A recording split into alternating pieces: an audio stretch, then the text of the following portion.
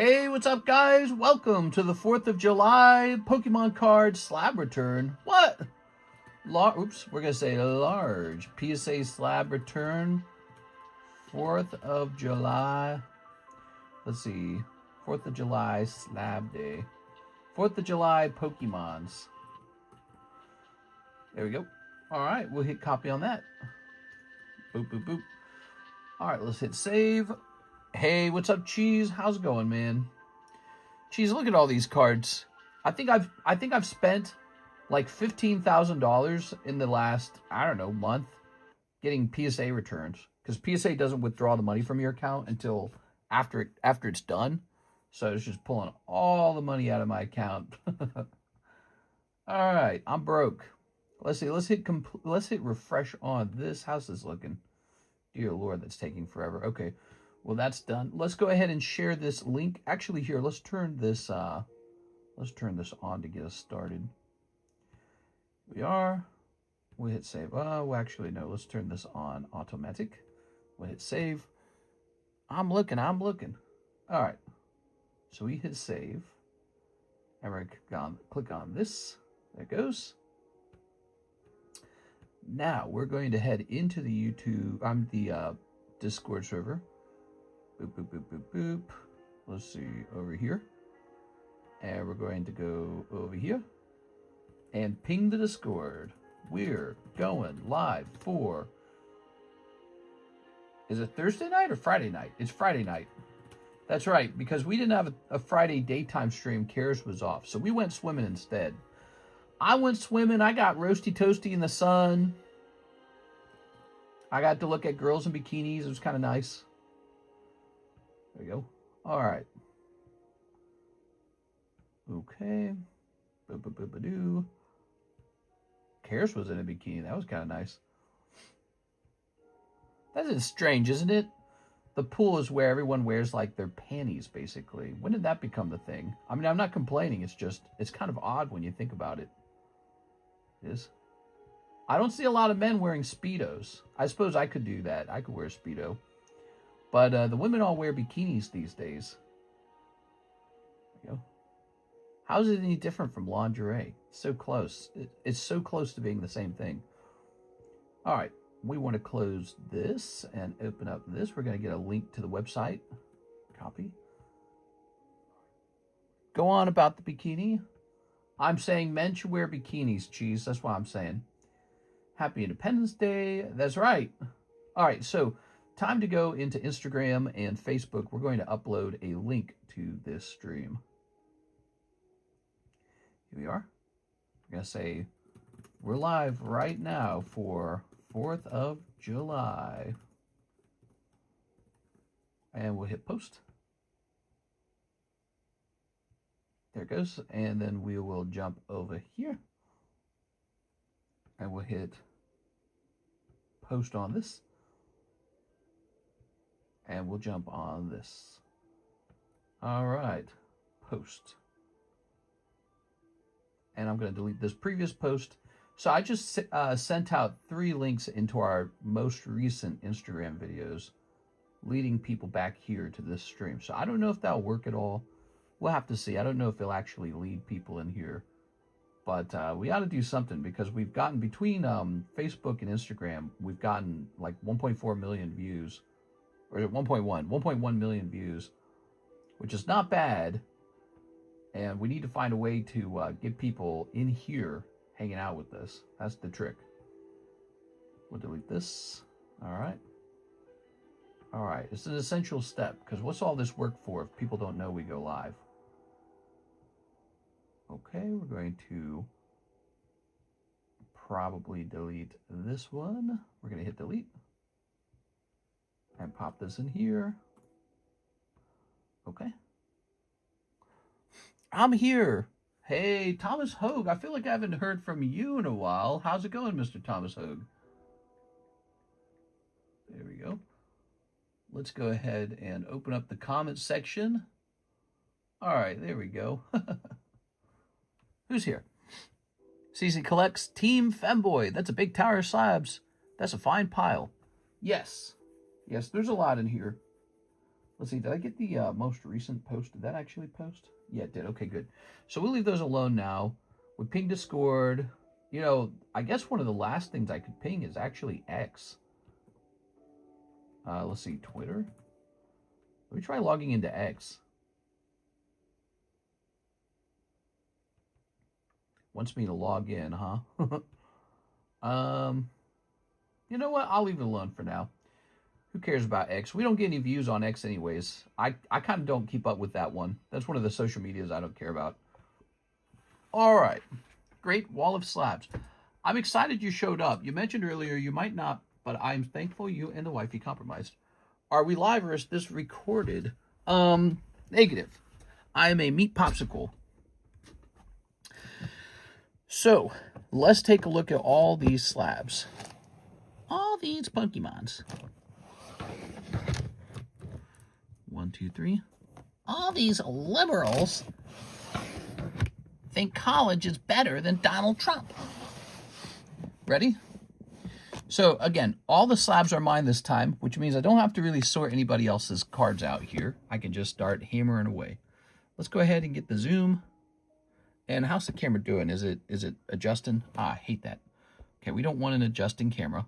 That's super annoying. There it goes. What it does is it's automatically flipping between two different cameras in order to zoom. But we don't want it doing that. We don't want it zooming that way. Ready? Are slabs retracing? They probably are. Who cares? Like, they go up, they go down. The Pokemon card market's not about to collapse. I'm pretty sure it's a thing that's sticking around for a long time. You know what I mean? Like, even if it went down, like the baseline really did go down. Look at that, Raikou. This stupid 6 on this Eevee. Why did it get a 6? That's terrible. Oh, man, that's terrible. Houndoom. That's from the silver deck. Okay, look at that. Monkey D. Luffy Lego or something like that. What's going on with this? One Piece Day 2025. Okay. Got another one of those. Actually, we got some One Piece cards over here, too. One Piece Day. One Piece Day. 6 isn't stupid. Take that back. What? What? Who said that? Put this here. Okay, so some One Piece cards popping out there. So this is going to be a mix of like poker cards. Lots and lots of poker cards coming back. This is from a used yellow deck. We got a bunch of 9s. Here's a 4. That's absolutely terrible. A 4. We got some 9s. Here's a 4. And what you're going to see are cards that got sent in and returned that Karis actually opened. So this was the submission where she wanted to send in some cards. Like, she picked out these Zelda cards to send in because she likes Zelda. So I was just teaching her about, you know, PSA card grading. Looks like we got a nice restock on all of these Zelda poker cards. I'm just brown knighting. Brown knighting. Thank heavens. Okay, let's see. Somebody needs to protect the femboys. I don't know what brown knighting is. Check it out. Okay, you ready? You ready? You ready? You ready? You ready? Look at that. Tom Nook got a 10. Pretty cool, right? So we were selling these, but nobody was opening them. And then Kara saw them. She's like, ooh, Animal Crossing. She played that game. So we got Tom Nook 10. It's really pretty interesting because not only is this a card that PSA is grading, or card set, I should say, it's an amiibo. So it actually works. I'm pretty sure it works with your Nintendo Switch. Pretty interesting. I don't know if it'll have any relevance over time for its ability to be used in the game, but I think I touched it and left a fingerprint there. Anyways, there he is, graded 10. Pretty neat. Tom 10, yeah. Probably pretty rare. Here's Ganondorf. Here's Zelda. Vileplume. Gloom. Shard of Agony. Okay. Ganon. Zelda. Link. Venomoth 10. Executor 9. Oh, yeah, I took 2 cards out of this submission. They're over in the doorway. I need to grab them. Basically, I got a Charizard 10 out of this submission, and it's from the red deck, and I'm very happy with that. Here's the Ocarina of Time. That's pretty cool. The Goddess's Harp. Oddish 10. That would be great for 420, so we could save that. Here's Magikarp. Here's Squirtle Red. Ooh, nice. Happy 4th of July tomorrow, Saturday. For me, it's already 4th of July. Right, 7-4. Let me have a sip. You know you're going to give that to me for my birthday.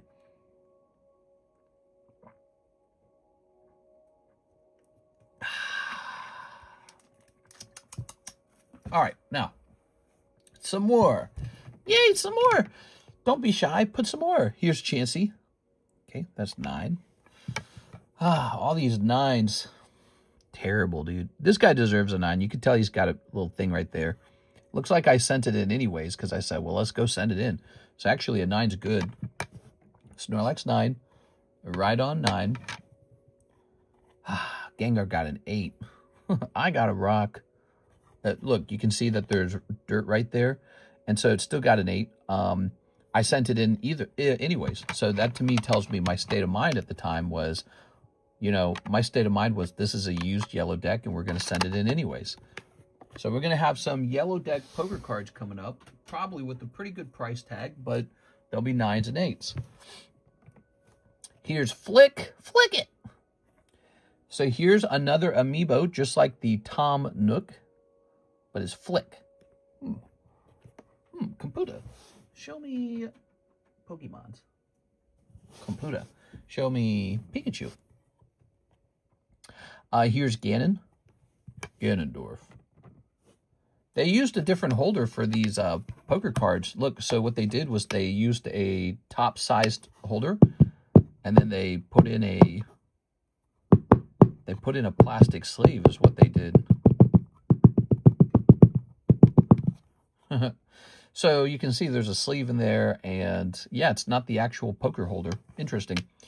So one of the things Karis opened was an entire case of Weiss Schwarz Chainsaw Man. She is a big Chainsaw Man fan, so we opened the whole case of it, and many of these got graded up. Sadly, she did not pull what she wanted. She wanted a Denji signature, and she did not get that, so just how it is, I suppose. Here's Start Battle Denji. So, I don't know if those will sell or not, but they're going to be here. Bean Flicker. I know, that's why I thought 2 cheese.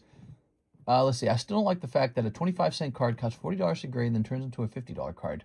Oh, you think it turns into $50? Try $100. All right. Gyarados. Darn, dude. They didn't even give it a 9. They gave it an 8. So rough. But here's Venusaur with the 9, so that's kind of nice. Oh, we actually got some Star Wars cards in this return, and there's some good Star Wars grades in here. Look at that. 2024, it just looked really nice. That's all there is to it. It looks great. And it's a heavy slab, too. It feels great. Fiend's Everyday Life. Here we are. Pretty cool. So, like I said, you're going to see some Chainsaw Man cards in here, because she opened a whole case of Chainsaw Man. And I kind of tried and picked out some of the better looking ones to grade. Ghost's Right Hand. So that's from Season 1. Here's Newcomer Kobani. Okay. Cole Holmes Collector standing outside baseball game. What? Put that over there. All right. We're making our way down the pile. Look at this. She likes Naruto, so she opened some Naruto too. Here's Tsukuyomi. I think this is Union Arena Bleach, maybe? I think it was Bleach. She got this Boz B from Bleach. It graded 10. So I don't know these animes very well, but she knew them, and she's like, open this, open that. Sharingan of Tears got a 10, guys. That's 2010 Naruto Sharingan of Tears. I'm going to use my Sharingan. I was trying to be reasonable. So much for that. Let's see. Here's another 10. 8 trigrams Air Palm. I have no clue. So, but you know what? They put these cards in the new heavy holders. Yeah. These are coming in the new heavy PSA holders. Pretty cool. And these come out of those pricey $40 booster packs. Where I've got 2 for sale. All right. Here's some Bleach. Byakuya Kuchiki. Okay. That got a 10. Here's Yachiru Uno Hana. All right. I've seen these characters before because people will open up the Bleach cards, but I've never actually had them graded. All right. Again, this is like Karis got to pick what got graded. 8 trigrams, 64 palms. Here's Gundam Zaku. She likes Gundam too, so we grade a little bit of Gundam. She opened up some Phantasmal Flames and did not pull a Charizard. That's too bad. I think she opened a couple boxes, I think, and it was mostly a wash. Here's the Duel, Kylo Ren. That got a 10. That's kind of cool. Okay, Kylo Ren. Here's Fake Gundam. I guess it's Fake Gundam. I don't know. That got a 10. This one's called Skiure. That's pretty cool. Now, these are from 1990. They're quite old. That's 1990. To put that in perspective, Pokemon base set was printed in 1996. So this is 6 years before Pokemon base set is printed. It's, yeah, it's pretty old, actually. So that's cool for Gundam fans. Here's the gold promo card that came out of the Naruto tin. It got a rough 7. I'm hoping it will still sell for a few dollars. Rock Lee. Pretty cool. Just not going to grade very high. Those are tough to grade, I guess. Here's a buddy system that got an 8. We got Star Wars, Darth Bladder. Okay, this is cool. Look at that. Wow. So that got a 10. So you can see how hard it is to get 10s, and it just reinforces the idea that, you know, 10s are going to sell for a premium, even if it's a 50-cent card. That's right. If a card gets a 10, it's going to sell for a premium because they're so hard to get. Here's Holding Hope. He's got this in his hand. I would have really liked this to have graded 10, but it got a 9. Here's a Call the Jedi. That got a 9. Here's a Starfighter. That got a 9. I really like this artwork. Still got a 9. It doesn't matter. Here's the Power Generator, and it's out of 175, and I got my fingerprints all over the back, so you have to wash those off. All right. Darth Bladder. He has to pee all the time, so he's always got his legs crossed. Lots of interesting cards coming on. We are. Still more to show. You ready? Ugh. This is pile number 3. So we're more than halfway done now. All right, so big card here. Like I said, she opened a whole case of Chainsaw Man. She ends up pulling Himeno as one of the signatures. She got a total of 3 signatures. That's one of them. Here's just a standard Chainsaw Man. Here's Promise. Oh, Promise with the Fiend power. It's a funny scene. Luke, he got a 9. This is sad. Darth Nihilus. Oh, man, that would have been a cool 10. Bummer. Here's a good one. The High Ground. So Karis is a nerd. She likes Star Wars. And so she opened quite a bit of Star Wars. She opened like a whole Topps Chrome box of it, I think. Here is more of the Chainsaw Man. Ooh, this one's really good. I like this one a lot. 25th anniversary Darth Maul. Wow. Not numbered, but still pretty cool. Really neat. All right. Here's another one that's really cool. You ready? Oh, yes. Mourning for Padme. That's cool. That got a 10. Wow. Okay. Here's Gay Darth Maul. He's got his shirt off. A Porygon. Maybe I sent this in. This got a 7. This got an 8. Squirtle got an 8. Really rough. Ninetales. What is this? Oddish 9. Some really crappy grades in here, guys. It's really rough. Getting 10s is rough. Please, if you see a PSA 10, don't underestimate how hard that is to get. It's so obvious over and over again. It's so clear. It's so difficult to get 10s. Because many of these were already sort of like, what's the word? Vetted. Many of these cards were vetted before they were sent out, and they still didn't grade well. Here's a Mega Charizard 9. Here's Triforce 10. Look how bright that looks. That looks great. Starmie 10. Good old Starmie. Here's a really good card. Look at this. Ace of Spades Mewtwo. Wow. That's got to be one of the coolest Mewtwo cards out there. Look at that, guys. Ace of Spades Mewtwo. I might just have to keep that one. That one's just so cool. All right, and here's Mega Charizard. Here is one of the cards she did pull. She pulled Dawn Altart. I think she pulled 2 of these, actually. Here's Ghastly Red. So nice. Muck. Got a grade Muck. I even graded Tangela. Got a grade Tangela. You got to grade Tangela once every now and again, because if I don't grade it, who's going to grade it? No one. Suicune got a 9. Charmander got a 9. Suicune got a 9. Vaporeon got a 9. Diglett got a 9. Look at all those 9s, guys. Here's a Hitmonlee 10. Again, so tough to actually get 10s. Here's a Rhyhorn. Porygon. I guarantee you I looked at these before sending them in. These hollows, because hollows are so bad when they grade 9. Like this card, it's possible I didn't check it before sending it in, because whether it gets a 9, an 8, or 10, it doesn't matter to me. I'm sending it in. It's a great card. This is the Gym Leader's card. Sadly, it did get a 9, but I just don't care. It's going to be sent in. But cards like this Suicune and the Charmander, they don't get sent in unless they get vetted. So they get checked, because we don't want to waste our time grading holographics. But you can see we picked out some choice holographic cards here, and they still wasted my time and money. So rough, man. Maybe I was hoping even one of these would pass the scrutiny of PSA, but no, it doesn't. They just don't. All right. That's too bad. Why does the plastic look so crappy on the in-between the card and the label? Oh, I don't know. Does it? I can't tell. One more pile, everybody. One more pile. Tammy, you're seeing things. We're going to have to get your glasses checked. Oh, my glasses. They're all fogged up. Ready? Okay, here goes. Another one of these one-piece Luffy's. Look at this. Man, that's cool. That's cool, man. What do you guys think of this Luffy? I want that Luffy. He's my favorite. There were some that looked a little wonky. Oh, it's so heavy. It's ridiculous. Their new slab definitely catches up to CGC, Tag, and Beckett in terms of weight. So it makes their slab feel more important, the heaviness. So that's good. Look at that. That looks fantastic. That got a 10.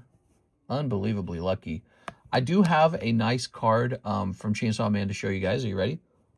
Aha, Aki. So we got an Aki 10 signature card. She did get lucky in the sense that all 3 of the signatures happened to grade 10. She didn't pull what she wanted out of the case. She pulled these 3 signatures. No Chainsaw Man. She liked Aki the best. All right. Can I have Mr.? There we are. Here's, this is one of my favorite parts of the return. You ready? So this card right here, this Meowth. Man, those are nice. What's up with these Meowths? We might have to host a break on Meowth, man, because that is just such a fantastic card. I love the little Pokemon Center in the background. So this is definitely one to watch. Top tier, S tier, like in the artwork. Aki Way? That's right. I want it the Aki way. Here's Dugong. With lots of schmear. Here's Gaze Attraction Power. Gaze of Attraction. This Darth Vader got a really terrible 7. That's too bad. We have 2 more of these, I think. Okay, 2 more of these. These are box toppers, so I figured they're probably not getting graded very often. Old Man. All right. Rito's Harp. Another holographic 9. Man, they're so rough. Mega Heracross. Look at this. Jigglypuff 9. Another 9. Wow.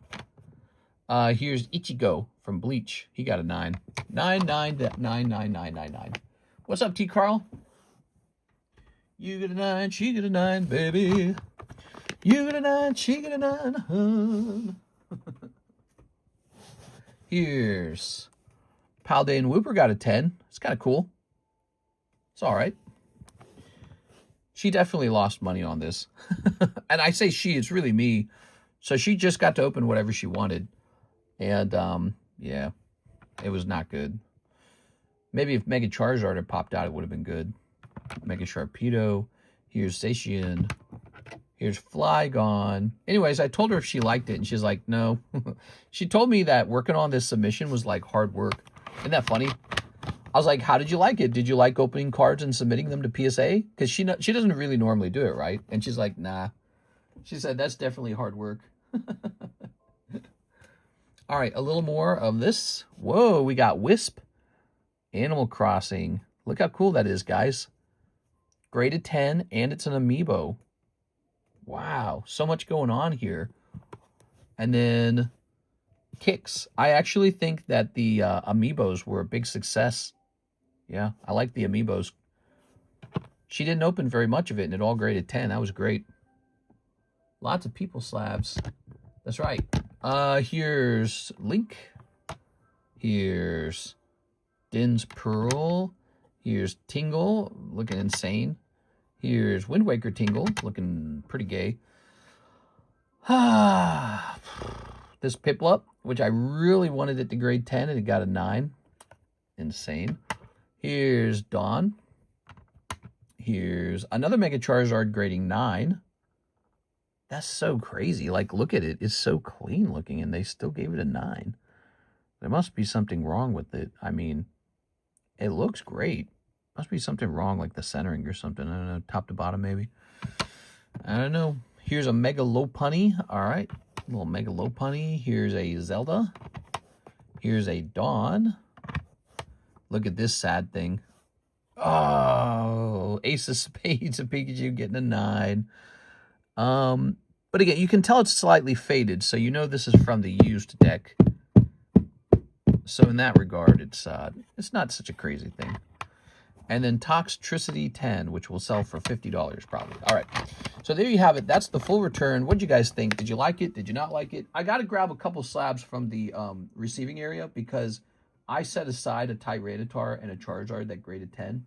But those are just for me. I'm going to be keeping those. And I set them to the side because I was so happy that they got 10. That Meowth is so nice. I love the Meowth. So that might be a card that we stock up on over time for future breaks.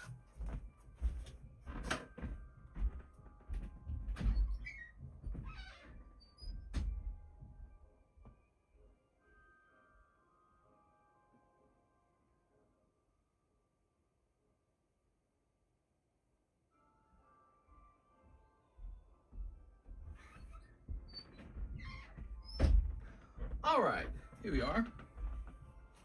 Whoa, whoa, whoa, whoa, whoa, whoa, whoa. Don't want to trip there. Whew.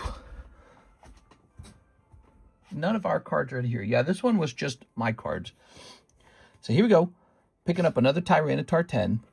And this is the big one, Charizard 10. Whew. That Charizard 10 is such an incredible grade.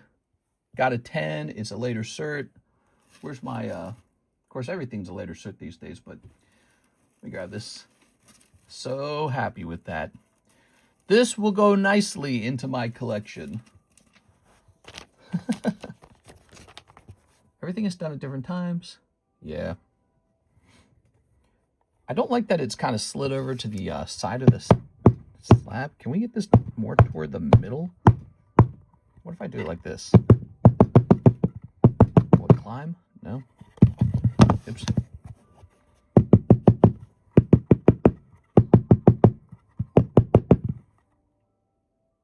That actually might be working. Hold on. I can't tell. Yeah, it looks a little more to the side now. So they didn't use the poker holders for these for some reason. What's the population on that Charizard now? So this one should be higher than the yellow Zard. Let's check it out. They definitely printed more of the red deck than the yellow deck. This and the yellow deck are my favorite Charizards from the poker collection. And I kind of see it as like the top card to collect. Let's turn this down a bit. Here we are. Okay, let's scan it. Pulling all this away. All right. Population 44. It's out of control. There's so many. We are. 44 reds. Look at that. I got a couple of those. I got a couple of the blues, the greens, a bunch of the yellows. So, but a giant mystery return.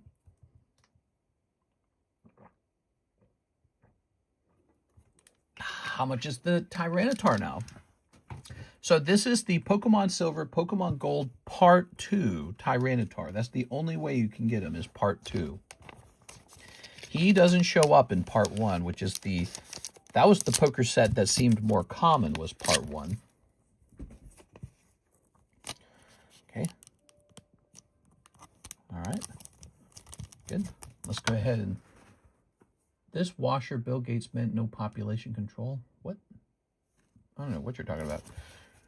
You're talking about Bill Gates releasing all the ticks? I saw the tick boxes. You ready? Pop 6. Wow, that's nothing. That's nothing. So there's 6 silver. I don't know how many golds there are. I think it's pretty fair to mention I'm sitting on a lot of these too. So these aren't out in the wild. They're actually in my personal collection. So this is a very rare Tyranitar. Okay. All right. I'm loving this, man. So this is what I'm probably happiest about. Excuse me. From the return. I always cough in this room. You know, I haven't been coughing all day long. Am I like allergic to something in here maybe? Oh, look at this. Isn't this weird? So that's a poker card holder. Whoever encapsulated these said, forget about that. Let's use a top size holder and just put a film in the back of the card or whatever. I don't know why they chose to do that. It doesn't bother me, but at the same time, maybe it does slightly. It's sort of like, well, now it's slightly off center, but you know, it is what it is. It's the same card. So, but yeah, they actually have poker holders. I guess the person who did the grading didn't know that. What else didn't he know? He didn't know to give me 10s on everything. Look at that. So this is population 3, with obviously this being one of the 3. Look at that, everybody. Wow. That is so rare. 248, 248A. I wonder what that means. Pretty nutso. Pretty nutso. Building up that poker collection. Poker collection looking really good. Well, this last week or so has been really crazy. We've sold so many slabs in the last week with gym breaks, people buying them outright, regular breaks, just all kinds of stuff. The Poke-Mons shuffles, the live customs. Things have been selling. Lots of things. And now we have even more slabs. So I'm well stocked on PSA slabs at the moment, even though it's, you know, it's kind of mixed because it's very specific cards. We got a lot of poker cards back and not so many, you know, like normal Pokemon cards. We're really waiting for the tag slab returns to start coming in because those are going to have more like cheaper, you know, normal Pokemon cards in it rather than so much of the pokers. Bam is paying Ben. It's an alternative art, but it looks the same. There's a Psyduck like that in Sun and Moon. The poker cards are so underrated. They have the classic Poke artwork. You're allergic to the cards. You got to give them up. Hey, you know, you never know. That's it. I'm selling every single slab. It's all going into auction, and then I'm retiring to a California beach house. Probably not. I actually did the math on like the property taxes on like a $4 million beach house. I would have to work my ass off just to earn enough money to pay the property taxes on that building. So it wouldn't make any sense to live there. I'd probably have to rent it out to be able to afford it. All right, so Monkey D. Luffy. He's ready to be turned into a one-piece break, but we have a one-piece break already. It's, oh, by the way, I hope there's some girls in this stream. You got any girls, Dell? I want a Riz. So Mark donated this booster box to girls only. He says, from Mark, this is for girls only. He's sexually discriminating. If you're a boy, you don't get to be in this break. If you're a girl, you do get to be in this break. So what kind of girls we got today? Cheese, you don't count. Don't even try. Now, we do have this one-piece box break right here. I don't know if anybody's in it. If nobody's in it, we could just call it and go straight to this Luffy break. Look, here's that Naruto packs I was talking about. Pokebox. So there's people in the Pokebox break. That would be the Destined Rivals. Mark the donation. Miss Alexandra's here. Let's see. Here's Second Bounty. Here's Store Credit. Here's the trade card. So I don't think anyone actually joined this. I think we started it. We didn't advertise it very hard. And there's so much going on the table. I don't think anyone's in this right now. I'm going to set this back here then. All right, that's back there. That's the new One Piece break. Monkey D. Luffy. Mark the donation daddy. So let's see. Tammy's here. What the heck? I'm putting you in, Tammy. Oh, sheesh. Golly. All right. Girls have to donate something to Mark. Is that right? We are? All right. Is there any gym breaks? There are gym breaks. Beatrice going in. Go, Beatrice. All right. Oh, you're advertising so hard right now. Who's advertising? What a surprise. I'm not at work. 99 hours on 2 weeks. Yeah, the clap. What? So, was there only one Meowth? I thought there were 2 Meowths. Maybe she kept one. All right, let's see. So that submission cost so much money. It just came back. It just drained my account again. How many submissions have we had back? About 4 of them. You know how much money that is? Every single time one of those comes back, I lose like $3,000 or more.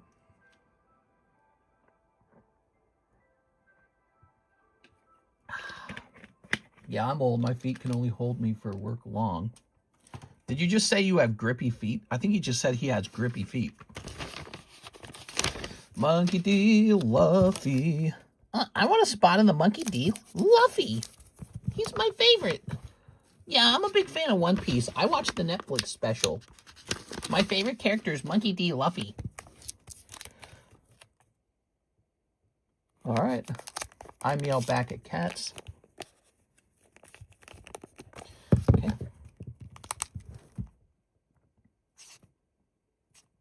OP stands for One Piece. Now, do femboys count? Depends. Are you on hormone replacement or not? If you're not, it doesn't count. Not a true femboy. Let's see. Let me swap this over to normal power mode. Good. And now let's go hunting for a Monkey D. Luffy price. Luffy, 110. Let's see. There are week breaks. Where are the Charizards? These are week breaks. Where? Whoa, this guy's expensive? Which version we have? We got the Japanese version. Okay. Japanese. Is this Japanese? It is. Okay. So it's a surprisingly pricey card. Holy. Oops. Hold on. Wait. Okay. Divided by 40. Oh, gosh, man. Burping there. All right. So this break shall be $40 like usual. And it's going to be a whopping 1 in 14. All right. Have fun with it, guys. So that's Monkey D. Luffy, One Piece Day. How about this Meowth, huh? So he said, where are the good breaks? Well, let's show off the breaks. Are you ready? First of all, we have this censored high school DxD break. It's censored because if you show it off too much, YouTube might consider the stream for adults only or something like that. Because they did that to us. We got a Shining Tyranitar break to jump into. Take a $40 spot in there if you haven't. You want a Charizard? We have a Charizard right here. So here's a Charizard. He's 61 and 36. So we got Charizard right there. We had a Ghastly the other day. Now here's Nidoking. That's Gym Challenge Nidoking. That's pretty cool, right? So 41 and 10. We got 2 people in there. We need 8 more people. You want into the trade break. That's a Diamond Pearl Vintage Trico. That's so cool. Look at it. It's recently graded. It's up to 24 spots, $5 buy-in, or just trade me your junk cards. You can get in there with your junk cards. We have Bowser. Bowser's kind of cool. He's cheaper. He's $30, not $40. 31 and 10. So grab a spot in the Bowser break. So those are those breaks there. But also, don't forget, we have this box split going. Cool-ass box split. And here it is. Crimson Invasion box split. So look at all the people that have joined now. It's something like 9 people. Okay, 9 spots are sold. Might be more than 9, in fact. 1, 2, 3, 4, 5, 6, 7, 8, 9, 10, 11, 12, 13. So 13 spots have sold. The box is 1/3 done. $27 buy-in. There's a Gengar in here. There's a Pikachu in here. We're hoping to pull those cards. Even the non-holo version of the Pikachu has sold twice for around $600. Pretty impressive. So we're looking to pull some of those Pikachus out of that set. Now, somebody asked about the gym breaks. Are you ready? Here it goes. We got gym breaks. We have this really good-looking Ruby Sapphire Beautyfly. Look at that. PSA 9. Now, it's very cheap. It's in Spanish. So it's Spanish Ruby Sapphire Beautyfly. Still, it's worth every dollar. If that was English, it'd probably be like, I don't know, like $300 or something. So you're getting what you paid for. It's in Spanish, but it's priced appropriately. Here's Palafin. We've got one person in here. Mr. Shahir wants a Palafin, and so there's one spot left. And then, let's see, we have right over here, we've got this gym break, Luxury. Now, 6 is in this one if you want to try and give 6 another loss. She's begging for it. She says, come take my Luxury away from me. But this is Diamond Pearl, see, DP, Diamond, Diamond Pearl, Tag 9, Luxury from the year 2009. So that one's running. Oh, so look at that. Tag says Diamond Pearl on theirs, but they don't say that on this one. Why is that? This is from 2008. That's from 2009. Huh, silly. Silly that that's the way that works, huh? That might be platinum then. Maybe that's platinum. I'm not sure. All right, but, okay. Ooh, this guy's really cool. Defense Form Deoxys. It's a 3-way gym break. Pretty rare. You win 2 points if you pull out of there. And then here's Frog Mario. He's the cheapest, $20. All right, so you've seen the breaks. There's a lot of breaks. Rewind the stream and rewatch what I just said if you missed it. All right, Mister, what's that Houndoom from the silver? You like him? I might be open-minded to selling him. I got to make some money back on that submission because it did pretty poorly, actually. She just didn't pull good cards when she opened them, and then many of them didn't grade well. So we got to make some money back on that submission. That's for sure. Let's jump over here to the PayPal order, see if there's any business going on over there, and let's refresh the website. We got the website pinned right. Like the stream. Yeah, like the stream. Get it to 40 likes, guys. Get it to 40 likes. And if you're a girl, speak up because we got a girls-only giveaway right now, okay? All right, so you paid the city of Camdenton with your debit card. Delay and e-check. Oh, man. All right, we got some e-check delays. Here's Team Rocket Grunt. 1 live custom, 1 Poke Shuffle. Thanks, mister. All right, Team Rocket Grunt going into the Poke Shuffle and the live customs.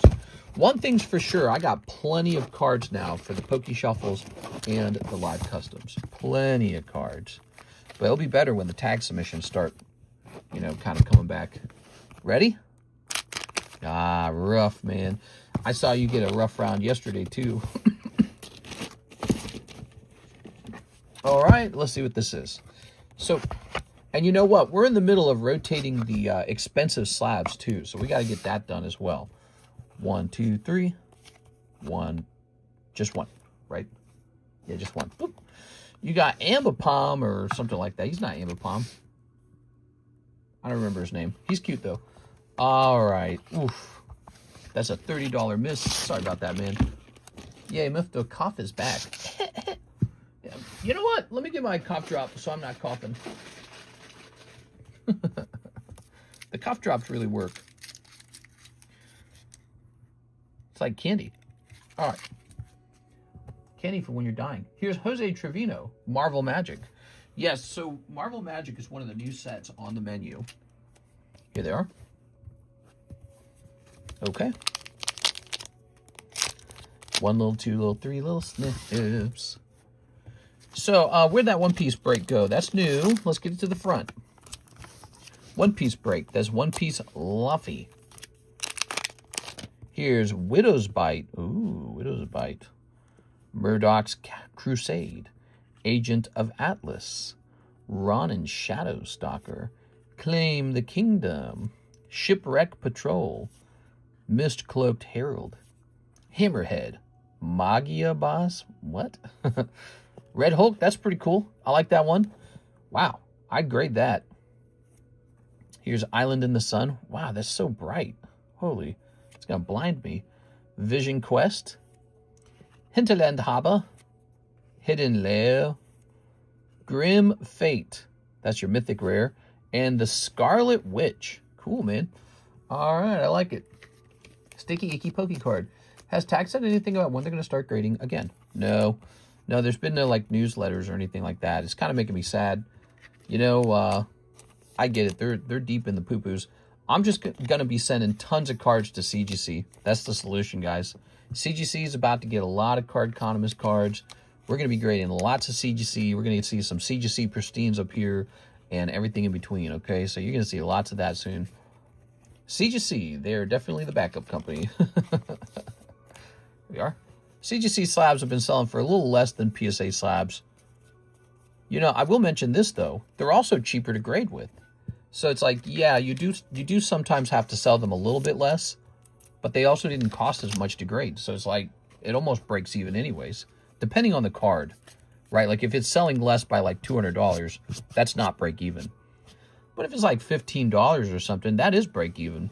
So if it's selling $15 cheaper, you're doing fine. You can easily see the tag isn't able to handle the demand because of the machines and the way they're grading, because they're stacking at a number every single month, even though they're shut down. So there's Jose Trevino. Yeah, they're maxed out, that's for sure. Somebody must have sent them some big-ass orders, and then they said, oh, no, we can't handle this. We are. I wish they'd take care of our stuff, though, because we got some old stuff with them. I've been pretty patient. You know, they say the squeaky wheel gets the oil. I should tell them I'm a squeaky wheel. I should be like, hey, you know, we got a YouTube channel. We were supporting you guys early. Let's see some tag slabs already. They're taking care of someone, not us. All right, Jose Trevino, thank you very much. Who's next? Anybody? Maybe nobody. You guys spend all your money on fireworks? I'm not going to be doing that. Not even one firework for me this year. Nope, I'm saving up. Here's Anthony Pariso. He also wants a Marvel pack. All right, Marvel, doing very well. This year, no fireworks for me. They're such a waste. We are. They're so expensive. You ever seen the price of these fireworks? They were like $50 to $100 for a decent firework. And we just accept that. We're just like, yeah, sure. $50 to $100. See, you light the little thing, it goes, boom, boom, boom, and then your $50 is gone forever. Didn't have any nutritional value. It wasn't medicine. It wasn't Pokemon. It wasn't gold. It wasn't stocks. Just gone. Wiccan, Rising Magician, Bushmaster, Coiled Henchman. You know, I hate to say all that because it's sort of like the guy who says he doesn't buy flowers for his girlfriend because it's a waste of money. You know what I mean? But yeah, fireworks are just sort of like, I feel like I've seen too many. When I was a kid, it was more exciting. I'm an adult now, and it's not as exciting. Here's Electra, Daughter of the Hand. Franklin Richards, Ascendant. Miss Marvel, Kamala Khan. It's Kamala. And Widowmaker. And Tony Stark. Oh, yeah. You got mythic rare Tony Stark. Congratulations, man. You got to get the strobe rockets. Well, there are people shooting off fireworks all night long out here in Lake of the Ozarks. You could see them from the window. We almost had like a firework display for ourselves. I mean, there were just so many being shot off. That happens every year. You can actually float in the water, and the water's like 80 degrees. And then you just watch fireworks going off all night long. But I don't know. I feel like this year I'm not even going to swim in the lake one time. I've been swimming at the local pool, and the pool's great. It's just... Actually, today it was kind of too hot almost. The water was so hot in the pool. You jump in it, and you're not relieved. You're not cooled down at all. It's so hot. Today it was like 100 degrees, and the water was so roasty, toasty warm. You climb in it, and you're like, what is this, a hot tub? And then the sun just beats down on you at the same time. You're like, oh, Jesus. We are. We found a little bit of shade in the pool. We just hung out in the shade the whole time. All right, there we go. I'll buy fireworks, hot dogs, and burgers. Hell yeah. Well, you know, maybe like some of the small, cheap fireworks that never let you down, like bottle rockets. Those are always a bit of fun, a bit of dangerous fun. You know, with the internet these days, I'm able to watch guys blow their hands off with the fireworks so easy. Don't blow your hands off, anybody. It's probably pretty rare, right? But it happens to somebody. You guys ever seen that? I've never seen that until now. I watched some guys blowing their hands off with fireworks, and it's so much worse than you think it is. It's like, Jesus. It's like an actual grenade goes off in their hand. And just blown to little pieces everywhere, the whole thing. So you're not getting your hand back after that. What a terrible way. You got like a $10 firework in your hand and then it blows up. And then, yeah, the rest of your life is going to be with one hand. Have a fun life. You know, it's like, what if that's your favorite? Yeah, what if that's your favorite Gooner hand? What are you going to do? So you can't be having that. So be careful, guys. Here we are. Let's see. See, this is a good message. A message about safety. Here we are. Why blow your own hand when you can blow your own? I've seen some crazy videos. Can't open packs without hands. We shoot them off our docks. Yeah, a lot of people do that out here, and it's very cool. It's a very special thing. Lake of the Ozarks, best time of the year to visit by far, 4th of July. It's got to be. 4th of July, the water's super nice. The fireworks are everywhere. People are out here with families. It's super active. You know, it is sort of a tourism spot. It's sort of a seasonal place to be. People come here. It's their second home. You know, they're here to hang out with family. They're here to hang out with friends. So you see a lot of that out here. It's Doo-Doo-O. Doo-Doo-O. All right, that was Anthony Pariso. Thank you, Mr. Anthony. Now we have Alexio Alvarez, and he says, also a Marvel Superheroes Collector Booster. So let me take a moment and check the restock price on this, okay? Give me a second. We're going to say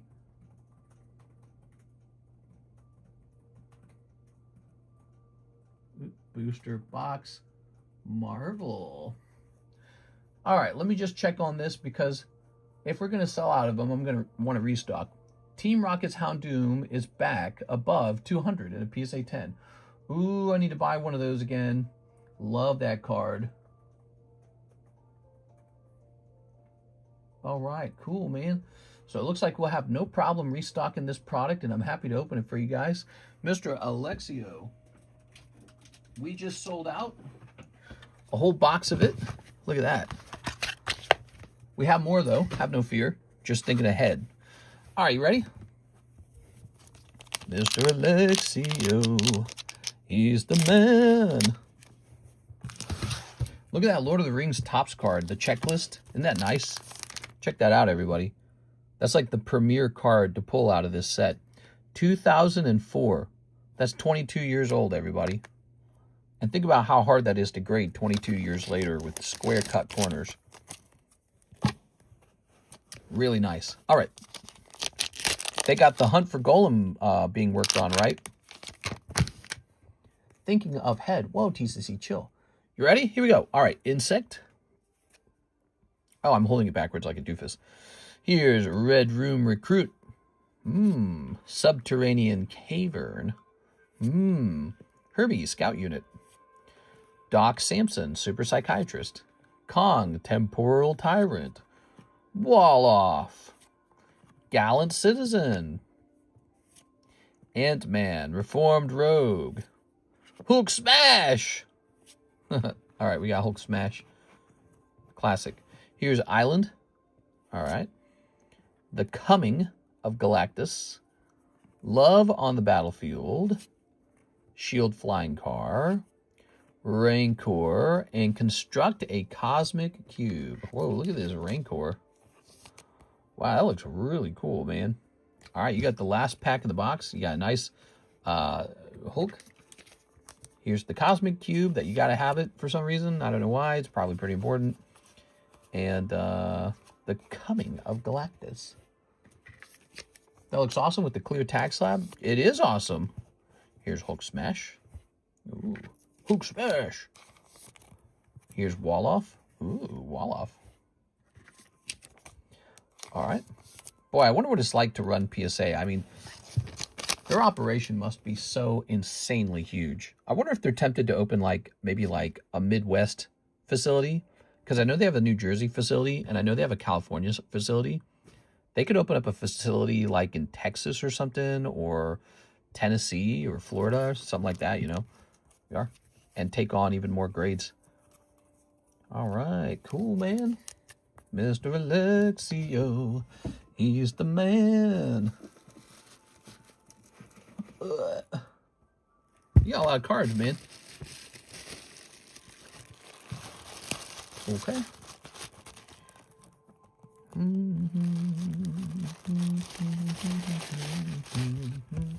happy to be spending the weekend with you guys. Here we are. All right.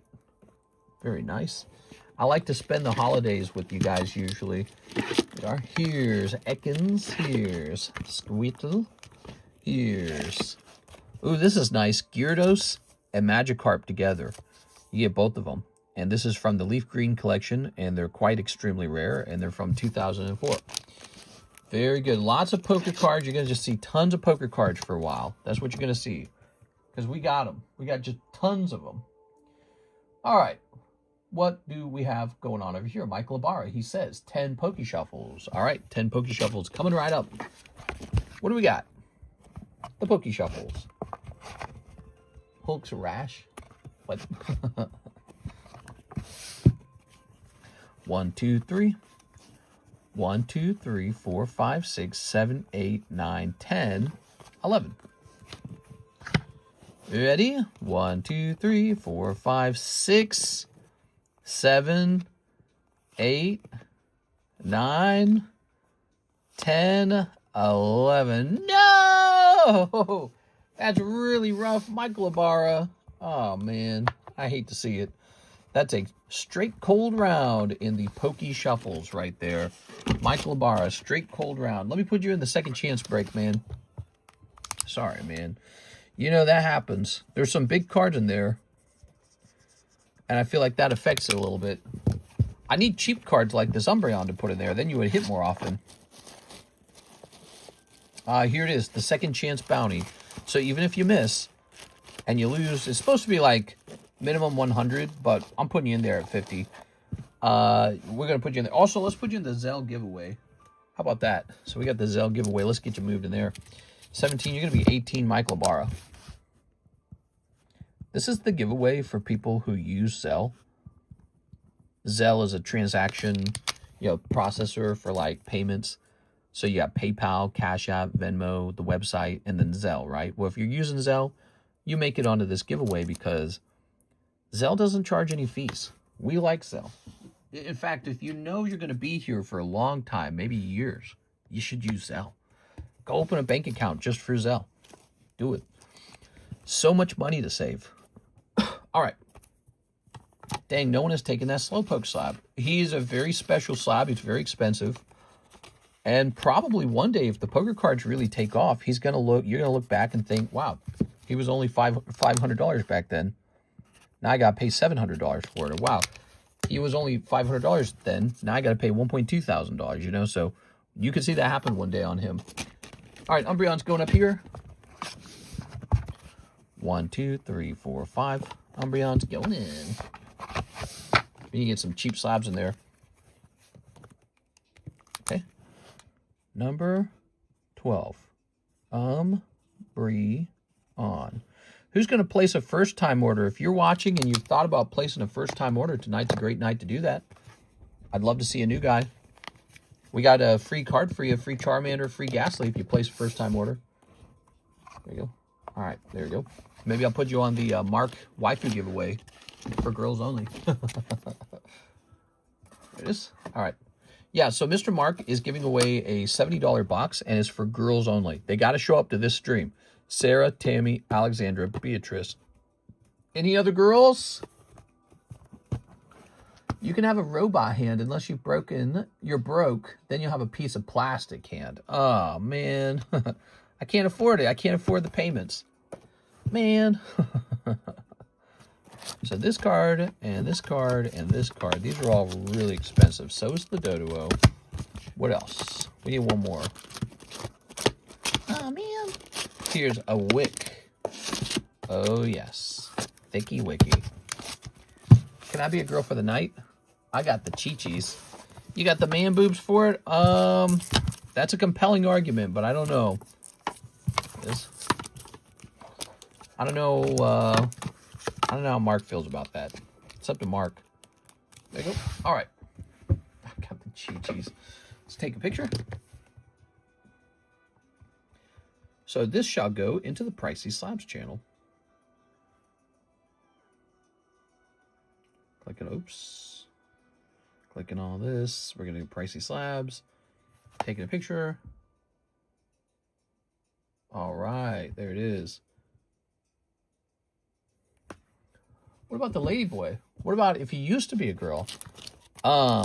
Used to be a girl?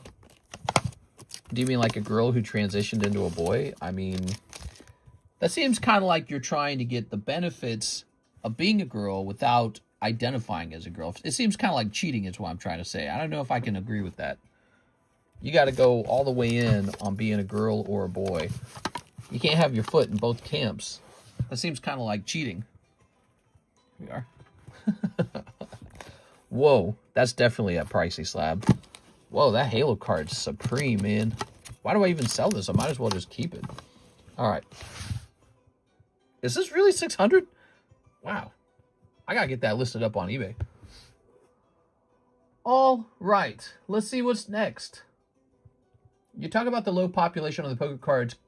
Have you compared the PSA population to the BGS since BGS started grading them before PSA?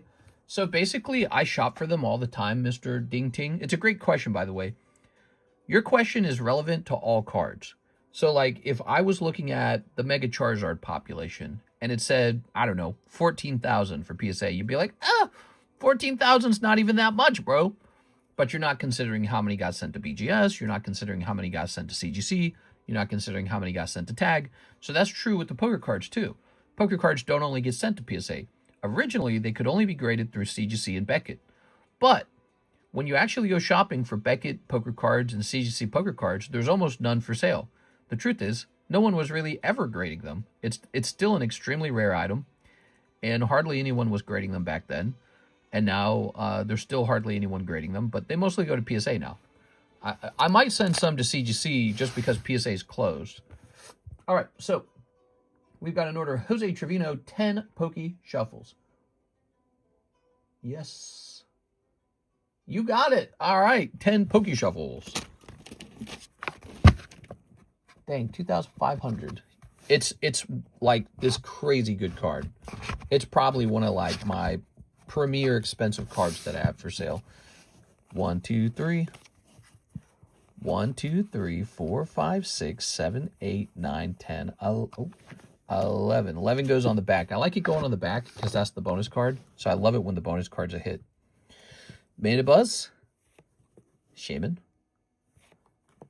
Romulus. Bronzor? I think it's Bronzor. Charmander. Carvana. See, I do bad with this one because I didn't play black and white. This is like Crocodile or something. Shuckle. Weavile. Houndour. Throw. Wow! Oh, that's 2 cold rounds. We just had 2 cold rounds in the Poke Shuffle. Jose Trevino, I'll toss you in there too, man. Oh, that's rough as hell, man. So you're going into the second bounty with the other gentleman. You both missed. That's rough. You seeing this, Cheese? All the Halo cards I've ever ripped have been kind of sticky and would never 10. So this is Topps Halo from 2007. And this is some crazy good stuff. Now, we have this for sale on the menu. You can look it up. But the packs are really expensive. And when you open them up, they often stick to each other or they have some other problem. So it's like you got to be lucky enough to actually pull the artwork. And then after you pull it, it has to actually grade 10. And not only that, Tag is a very harsh grader. Like, I swear they're harsher than PSA. PSA will let some things through. It's almost like Tag's got something to prove. They don't let anything through. You have to have an extremely good card to get an actual 10. That's just how it is. They don't allow anything else. And so here it is, Tag 10. Well, you can't even truly see it because, what is this streak on the slab? Does that just buff off? What is that? You can't even truly see it because the camera color change stops you from seeing its true color. Okay, let's see. How does that look?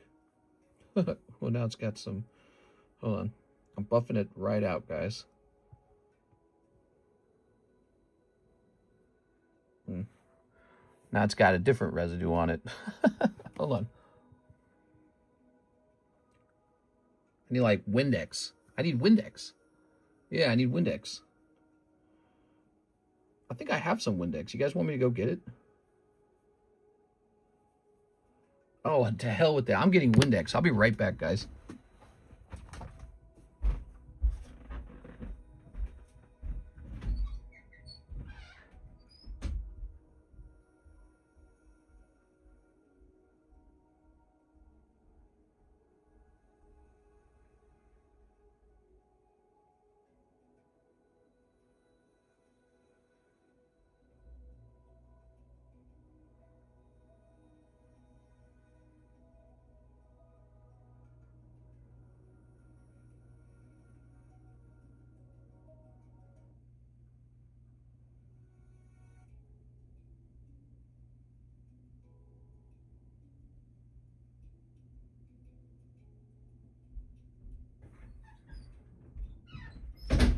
You know what that tells me? These slabs are so delicate.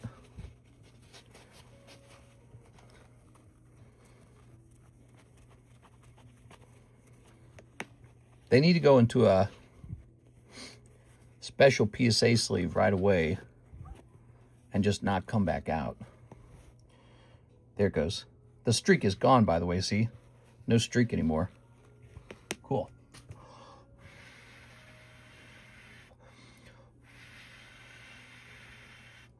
All right, ooh, looking sharp again. Okay, good.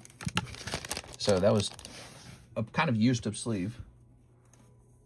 Your mom's a used up sleeve. All right, so you have this. Is he holding a gun with this foot? No. What are you talking about? What you talking about, boy? So this guy needs to be in this thing right here all the time. All right. There he goes. And now watch. So now he's in there, right? Now the next trick. Here's the next trick. We'll store him in this while we're selling him. Aha. There we go. So, but see, the downside is it loses so much of its sheen when it's double sleeved like that. Darn. Doesn't lose as much in the clear plastic PSA sleeve, but yeah, this guy, it loses some of its sheen. Oh, well. When you're trying to sell a card that's so expensive as $2,500, you do kind of want it to present very well. You know, you don't want to present it poorly. Wow, wow, wow, wow. I recently opened a box of Upper Deck Halo, and the first pack had Master Chief's down signature. He actually signs Master Chief 417. Oh, that's cool, man. Let's see. By the way, if you guys ever see a big, expensive slab that you really want, and you just don't have $2,500 or whatever it is, I accept trades. Let's say you have a bunch of 9s, or you got a bunch of sealed product, or something that, you know, it would take you a long time to liquidate. You could liquidate it to add it up to $250 or $2,500, but you can actually just directly trade it with me. We can work out a trade, because I can liquidate that stuff too. So I do enjoy trades. You can trade up to a bigger, more expensive slab. All right, I'm going to put this away. I apologize, Mr. Jose Trevino, for the tough round. Let's see the next order real fast. Adam Mundorf, can I get 3 of the 151 surprise? Ooh, 151 surprise. People are still, people are still hunting around for that, whoa. 7K. Man, I don't know if that one will ever sell. Here's Light Flareon. Oh, whoa. Here's Coughing. Whoa. All right, so I don't know if people will... Wait, where was I going with that? I lost my train of thoughts. What were we talking about? Shoot, man, you guys have to remind me. I can't remember what we were talking about.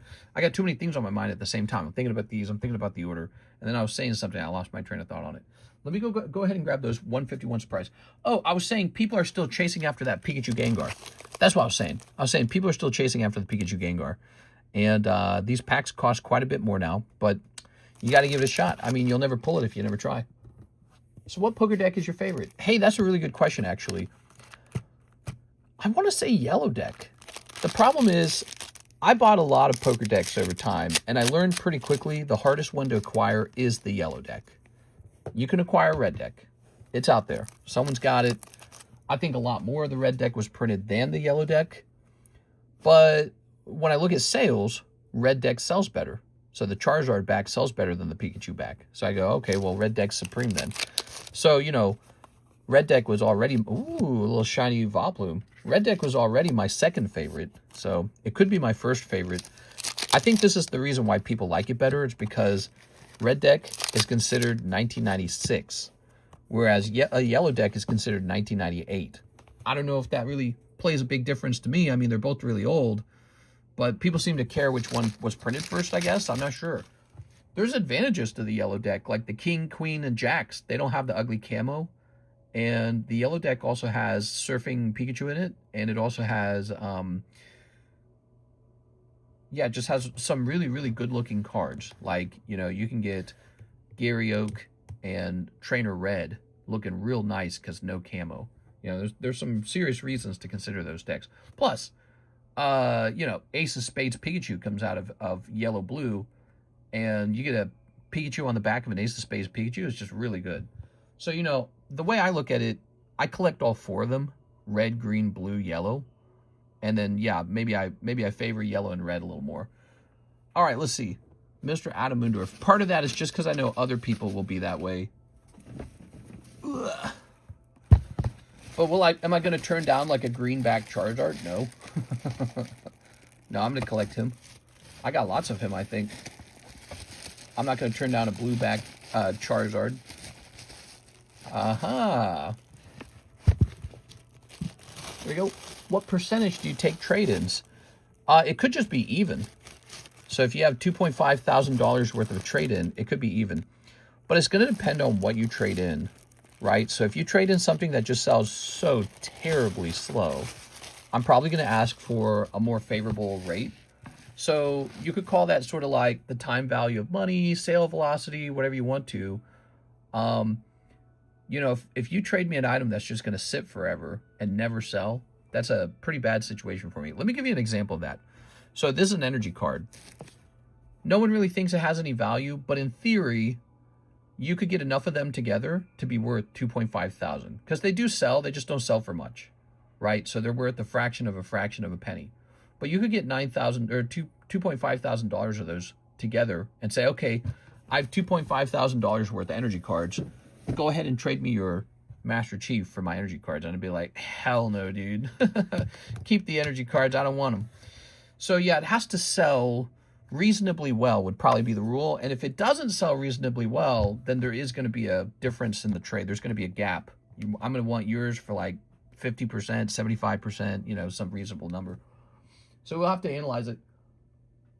All right, let's see. But I'm totally open to that. I'm open to that with all cards. I like trades.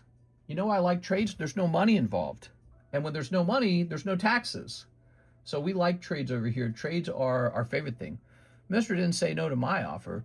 How do I mail you some cards, says Cheese. Cheese, if you really want to mail me some cards, just mention that in Discord, and I'll give you my address, and then you'll just send some cards in. That's it.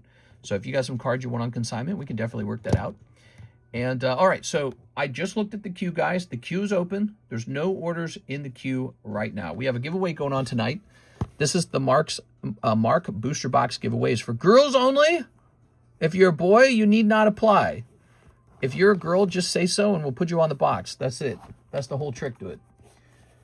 Let's see. I recently opened a box of Upper Deck Halo, and the first pack had Master Chief Steel. Oh, yeah. You said that earlier. I read that. Yeah, that's really cool, man. All right, I think we got all the girls tonight. If any other girls come in, we'll get them too. So these are all pretty expensive. The Master Chief is real expensive. This Marvel card's real expensive. Let's see. Quilava can go over here. Master Chief can go here. And this guy can go over here. Now, I have to know more about this card. I'm a girl, guy in real life. No taxes, just get some gold. Yeah, look at this. So, this is a 5 out of 5. That's why it's so expensive. It's a 5 out of 5. Oh, I shouldn't have thrown that. Here, wait. I can still reach it, I think. Get this rag back here. So this has some Windex on it. That's what's going on there. And then let's see if this still works.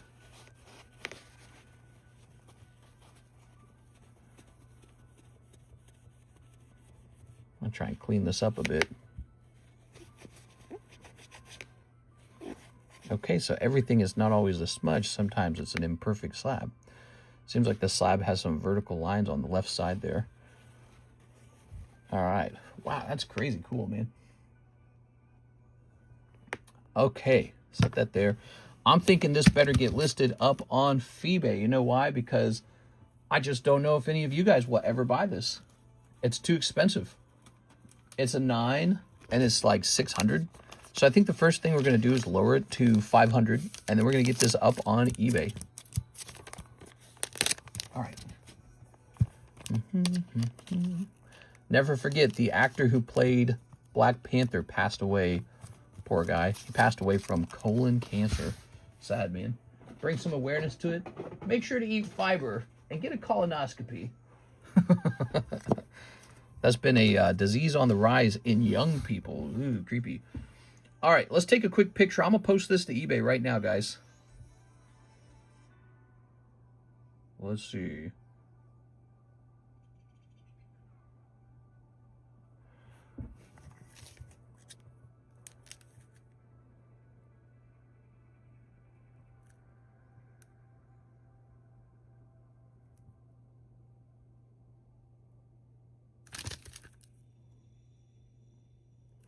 All right, cool, man. So we take some pictures there. This card shall be reduced to $500. Now, I want to get this done because I want to take a picture of all these and get them off the table. And a prostate exam. Yeah, I mean, I guess, too. I hate to say all that, but yeah, they... Joe Biden's dying of prostate cancer. Isn't that like a big one for men? That's our equivalent of breast cancer. So this shall say Topps Chrome Black Panther. And it'll say Marvel Red Refractor out of 5. All right, and the number, let's see, it's 2024. Gee golly. We're going to say 2024, Topps Chrome. Also, I noticed I listed it as PSA. It's actually tag 9. You get used to typing in PSA, you know, isn't that funny? Black Panther, number 53. All that fit? All right, that's what she said. We're going to do a search. Is this card professionally graded? Yes. Choose the grader. Tag. Do you have to scroll down for tag? Here it is. Tag. Grade 9. Certification number. No thanks. Who wants to type in the whole certification number when listing? That's just crazy, isn't it? All right, so let's go with boop, boop, boop, boop. All right. Good. And then item specifics, it shall say Marvel. Good. Good. Description shall be AI. Good. And now the price, that's the important part, right? So we're going to set the price to 500 even. And that'll be, tell you what, it'll be $4.90 for you guys. So it'll be cheaper here on the table. How does that sound? And then over here, this is fine. Make sure it's USPS is all. All right, list your item. If it fits, it ships. I'm pretty sure the Luffy is still for sale. You can just do that at home too. Hey, mister, have you been getting any of the Black and White series poker cards? The OG sets are all almost impossible to find in good condition. Exactly, yeah. Everything's getting hard to find with the poker cards. The last thing I bought was that gold deck, and it didn't have Tyranitar in it, and it didn't have Umbreon in it. I was devastated. We opened that, was it like yesterday or something like that? All right, so there we go. This is listed now. And now we're going to get a fat sleeve. Tag slabs are delicate like a flower. You have to be very nice to tag slabs. They're like glass. You don't want any fingerprints on the glass, right? I don't. Now, what we're going to do is place this here. And we're going to say $4.90. It's $500 on eBay. It's $4.90 over here. You save $10. And we're going to say E for eBay. Honestly, this guy ought to go on eBay too, but I'm not going to torture you guys with another eBay listing tonight. This isn't going to become the stream where TCC lists things on eBay all night long. Okay, we're in the Pricey Slabs channel. We're going to take a picture of this. Click. All right, pictures have been taken. Got that big, beautiful Charizard there, man. That's a good card. Hey, mister, have you been getting into the black-white? Local Soul Reaper says, hi, ayo. So there we have it. A serious business here, guys. Look at that. Like Flareon. Oh, man. We'll have to make a video of all these. We're in the middle of rotations. That's why we're working on this, by the way. It's hard to show off the new slabs, like pricing them up and all. But we did get one new slab up, didn't we? We got the one-piece break. That's new. That's on the table now. How about these gym breaks? We got this one and this one. Waiting for somebody to join. These are ready to go off if you're looking for action tonight. If you don't want to sit there and feel bored or something. Okay, defense form and Mario. All right, so check it out. That and that has no one in it. But these three, they do have people in it. Okay, so you can join this one, or this one right now. And it'll go off. You can still find some of the Black White Series poker cards in still brand new condition, so I've moved on to those. I have a feeling that guys like us will snipe them and they'll go up quick. No, I'm not really messing with the black and white stuff right now. It's good though. I mean, I got some black and white decks already. That's the thing. So I've already got some.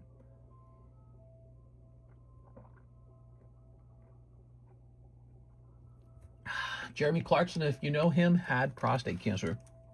Not had, he has it.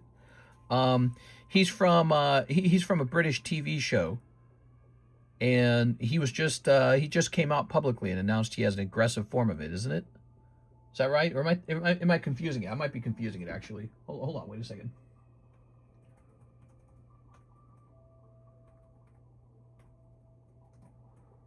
Yeah, I got the right guy. Jeremy Clarkson, prostate cancer. He's from Top Gear. Wow, I almost said that. I almost said Top Gear. What a disappointment. I feel very bad for him. All right. Let me hit refresh on the queues here.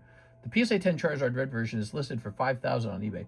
You know, and honestly, I feel like that's, when you compare that to other 1996 Charizards, that's cheap. We see a lot of, oh, we just got a big order from Mr. Ahmad Arabi. We're going to service that, okay?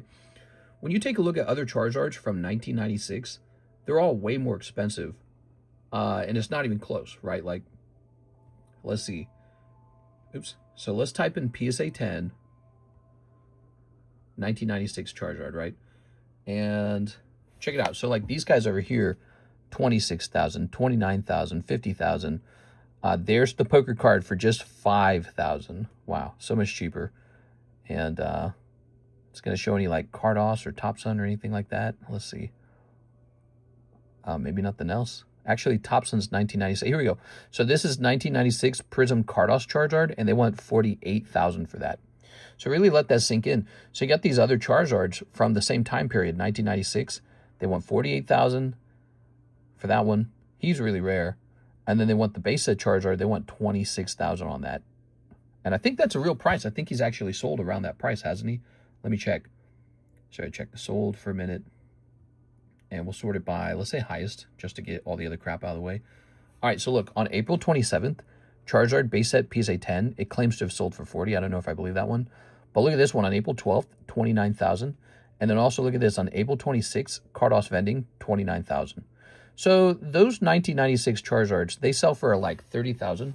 And the poker Charizards listed at 5,000. So again, just flying under the radar.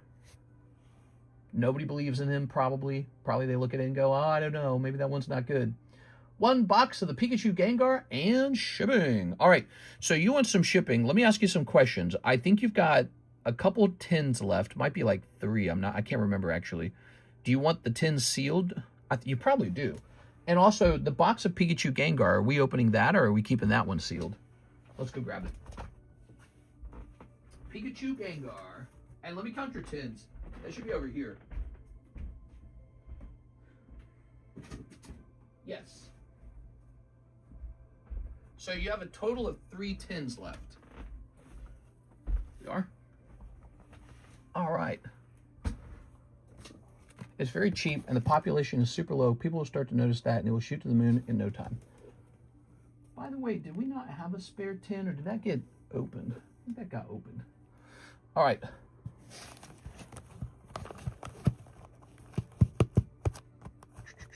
Those black and white decks, just keep the tin sealed. You got it. All right. So let's get this guy open. Good.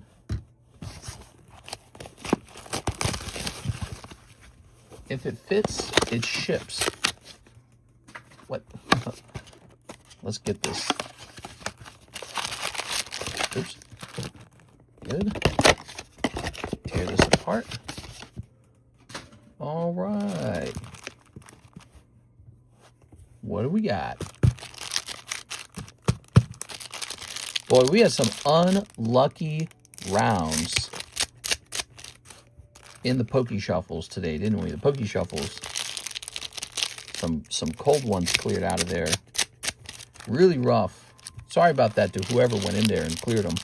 Jose Trevino, Team Rocket Grunt, one other gentleman whose name I'm trying to remember. He paid with the ZELLE. Here we are. Very good.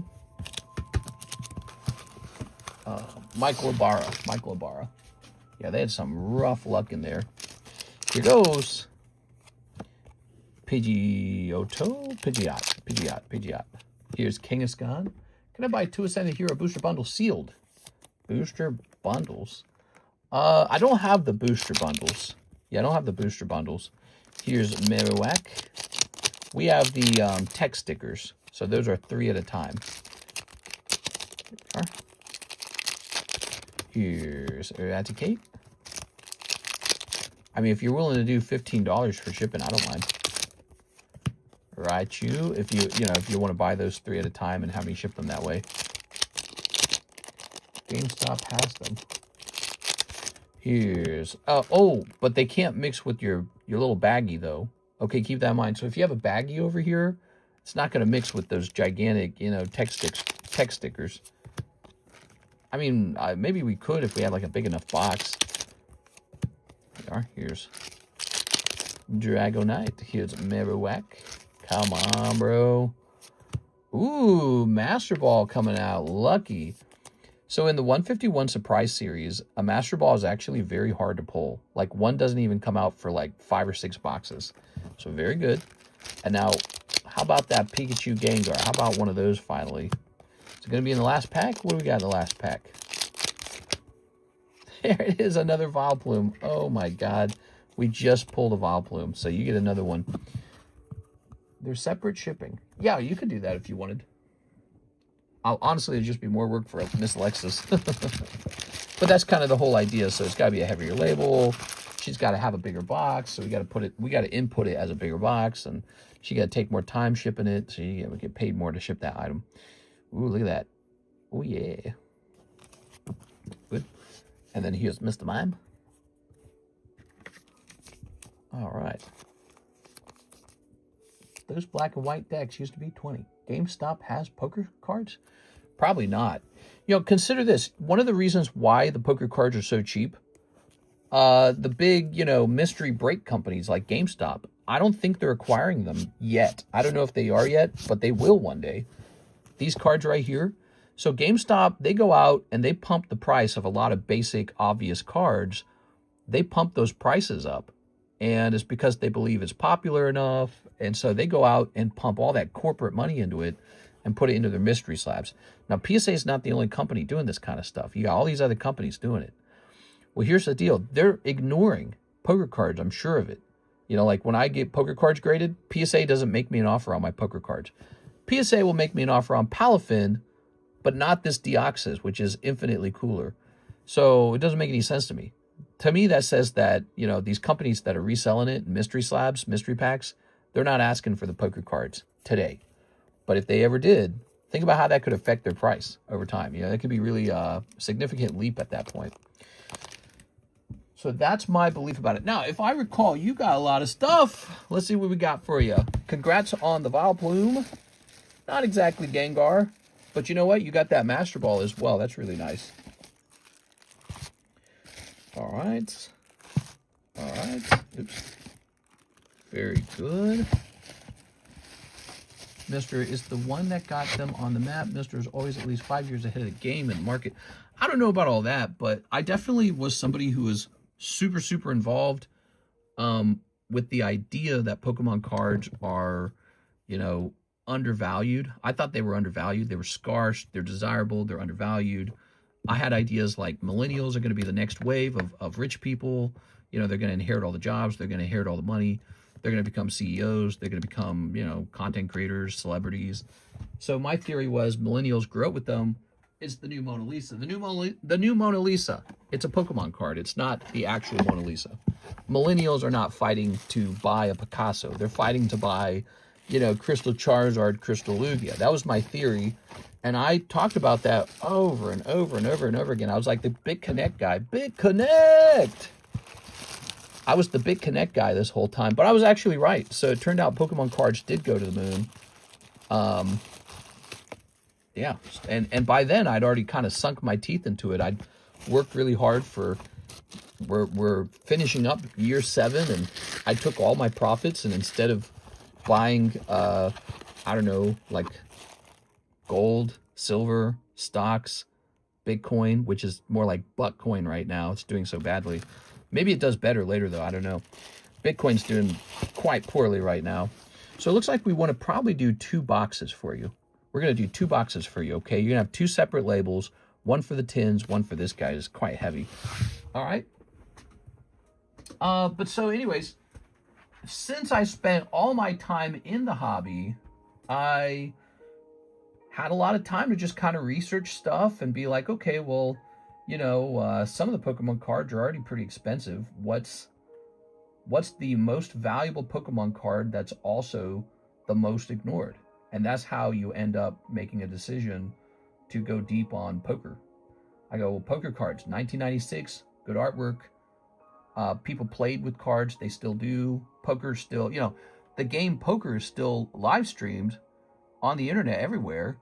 And there are these guys who play multi-million-dollar games. So, you know, casinos, kind of like James Bond. It's a little sexy, right? So there's still a lot of that going on in the world. And I figure, you know, if Thompson can do well, why can't poker do well? So, yeah, I'm just looking at the prices on them going, wow, these are really underpriced. How can these be so cheap? Just didn't make any sense to me. And now you see that they're finally reaching those prices where it's like, okay, now you want Squirrel. Well, he's going to be like $300, $400 now, you know? And so I'm pretty happy with that. Probably just going to keep edging up over time. That's my theory. It's going to continue to edge upward. I think it could reach a threshold where enough people are aware of it that it finally reaches the ears of a rich guy. And he says, hey, I'm going to start buying some of these. Because, you know, all these gold stars and legendary collection cards are all like $200,000. And this 1996 Poker Charizard is $5,000. I can get 20 of those. So, you know, I'm waiting for some rich guy to hear that and go, okay, well, let's scoop all these up before GameStop does. Or maybe it will be GameStop. Like I said, like GameStop could be the one. GameStop, some mystery slab company where they just need to have a lot of slabs in order to sell their digital booster packs. All right. Don't downplay your impact. You started the rip and ship game, and you got the poker cards in the grading company's hands over and over until they started grading them. Yeah. That's right. They kept sending them back, and I was like, no! And, yeah, that's true. I did that a lot, and then one day they were doing it, and I was like, oh, finally. So let's go ahead and write down 3 tins. All right. Tracks New York City should sell Pokemon. Okay, we're going to put this here. Mister, I just got a Tracks New York City ad. I have no clue what that means. Your Tracks New York City. I have no clue, man. We got the best food. It's New York, man. We got the pizza. No one ever thought of pizza. Mr. Check out my Discord message, Arturo Perret. All right, let me go ahead. Mr. Arturo, he says, I made a picture for your stream for the 4th of July using Gemini. All right, let's take a look at this picture. So the picture is Pokestan. And here's me with a very bad neck beard. It's pretty accurate, actually. And there I am saluting Pokestan. What does that got to do with 4th of July, bro? All right. Look at that bad neck beard. Mr. stays on YouTube and doesn't know tracks. All right, let me look it up. You said New York City tracks? That's right. I'm in a bubble. It's true. I don't look at stuff very often. Let's see. I don't want to know. New York City tracks. Oh, I know this guy. I just didn't know his name. Yeah, this is the guy that went nuts on that other guy. Where's my money? No, he's cool. I've seen his content a couple times. I like him. I just didn't know his name. Oh yeah, here he is yelling. Right here. Where the F's my money? A bitter dispute erupted in New York's Diamond District. Yeah, he's cool. All right. Yeah, I just didn't know his name. That was all. Mr. Traxass, that's Where's My Money guy that went viral.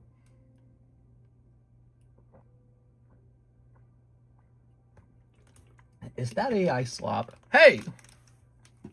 That picture only cost 2 to 3 gallons of water to generate. I don't want to hear it. This is culture.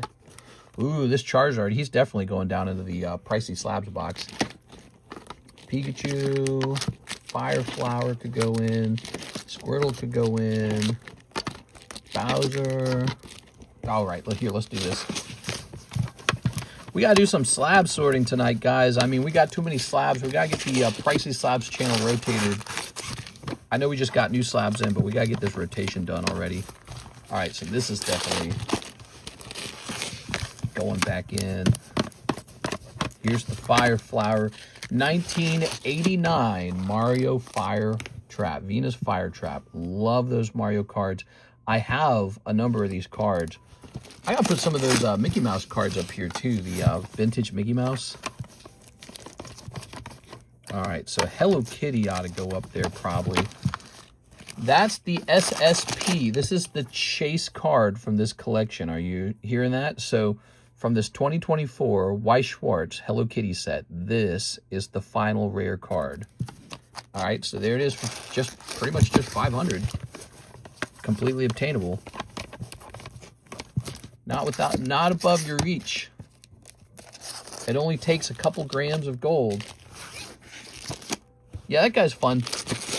I've seen him showing off like gold and stuff like that. Like he would go around telling people, if you can guess the value of this silver, I'll give it to you. And then they would fail dramatically, and he would give them the silver anyways. He'd be like, you can just have it. It's like, really? All right, let's see. Clicking on that. Good. We could already do anything without AI and with less errors. Bro, I gotta have my AI slop, man. I gotta have it. Give me some of the slippity slop, man. Honey, I think we have to break up. I was talking to AI, and it said you don't respect me. Let's see. AI said, because you don't respect me for how much I use AI, I should probably break up with you. It's what AI said. I'm just doing what AI said. It's the future. I just ordered a round of shipping. Can you please make sure the Japanese Zoroark SIR from Mega Dream is in there? Yes. Nato King, Erica, Wigglytuff, Dawn Fan, and Darkrai. Ow, my elbow hurts. Wait, did I, okay, bump. All right, so, you just ordered some shipping, huh? I don't know if I can accept that. I'm gonna have to keep your cards. Misty, you got any Jason Page single auto POS grading? Oh my God. All right, Alexio Alvarez, he says, 3 of the Ascended Heroes. Use my store credit for 5 Ascended Heroes. All right, let's go looking for that store credit.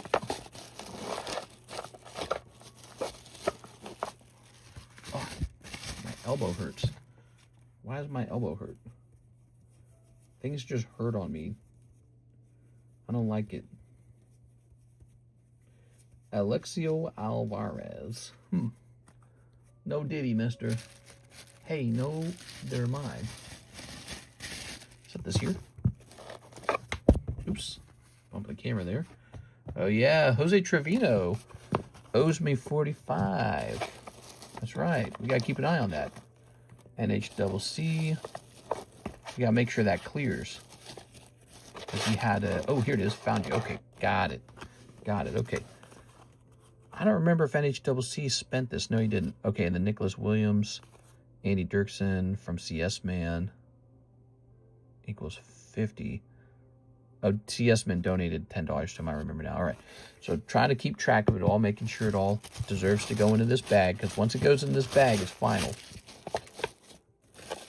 Okay, mister, when's the last time you took a dump in public? You mean like in a public bathroom? Probably back in college. Probably the last time I did it. Yeah. Yeah, definitely college. So it's been more than 8 years. 9 years? Yeah, been like 9 years. I mean, I work from home. So, I mean, you can't blame me for going to the bathroom at home a lot. I'm here. I mean, I'm at home. It's an advantage. So 5 Ascended Heroes coming out of store credit, and then 3 more Ascended Heroes. You got it. All right, let's start looking for these. It looks like to me I have to go get more Ascended Heroes. Oh, by the way, did you guys know we also have these now? Japanese Mega Dream. They're back on the menu. Wonderful. No, he means on the neighbor's porch. That's what I thought he meant. I knew it. Last time I dumped outside in public.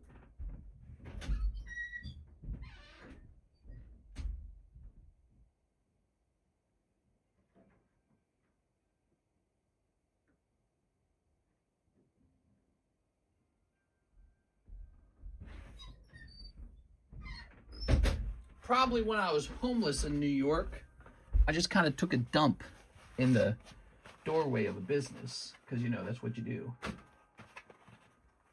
All right. So, let's start snipping this.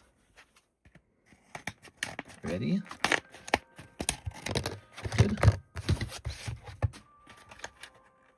I don't like in the woods or a public area, not a toilet. Oh!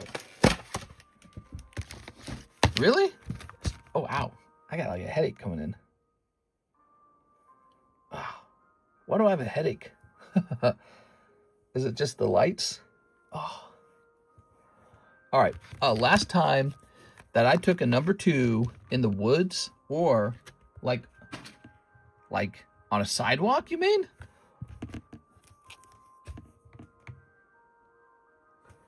Probably never. I don't think I've ever done that. Sometimes you just gotta dig a hole.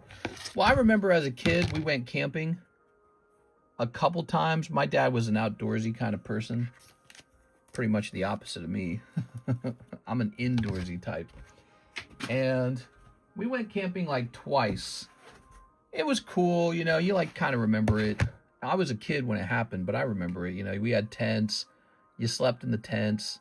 It was creepy. It was weird, you know. There were already a lot of us kids at that point, so, you know, you're crammed in the stupid tent. But it was an official campground, so there was a public toilet. So you just went to the bathroom in that. You didn't go to the bathroom in the woods.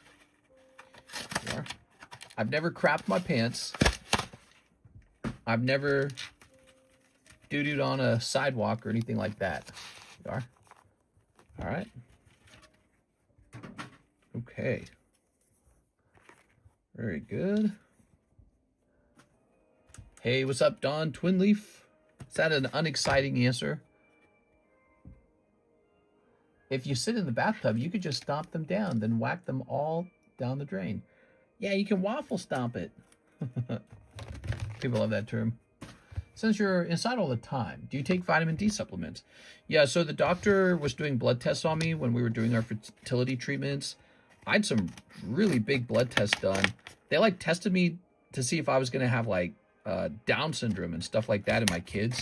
So they test for that when they were doing IVF, which, by the way, they did not find anything. But they noticed I was low on vitamin D. They're like, you're really low on vitamin D. I was like, yeah, that adds up. I don't go out in the winter at all. And then in the summer, I go out like 5 times maybe. And so I told them, you know, I don't get any sunlight. Even this card room, I keep many of the windows closed. You know why? We don't want any sun bleaching. So I keep all the windows closed, all the shades drawn. Also, we want to temperature control this room. So this is not a sunny room. So I've been spending time outdoors this summer a lot more on purpose. So we went like swimming today. We were out for a couple hours. I was roasting in the sun. Yeah, we were getting some sunlight. But yeah, I would say I'm somebody who doesn't get a lot of sunlight. I'd like to change that. I'd like to change that wherever we move. I'd like to have a place where I can move, where I go outside more often and get more sunlight. What I thought it would be Lake of the Ozarks, by the way. I thought I would go outside more in Lake of the Ozarks. We got trails, we got, you know, sort of mountains. They're like big hills. We got the National State Park, Hahatonka State Park. We live next to it. We got the lake, you know, so it seems like an outdoor person's dream.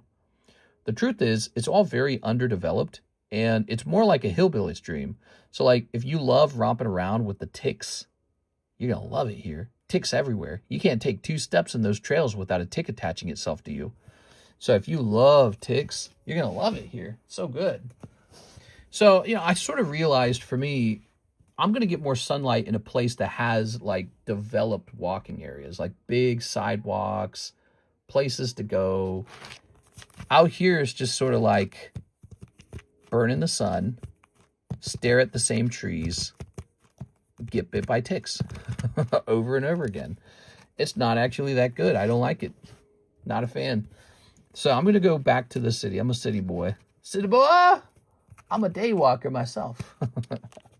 Bro, you got a dock. Yeah. Yeah, we got a dock. Most YouTubers are scared of sunlight.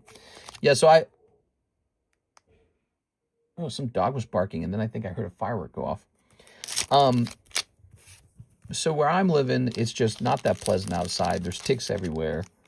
Not as many places have been developed for walking, and you kind of have to drive 25 minutes to everything.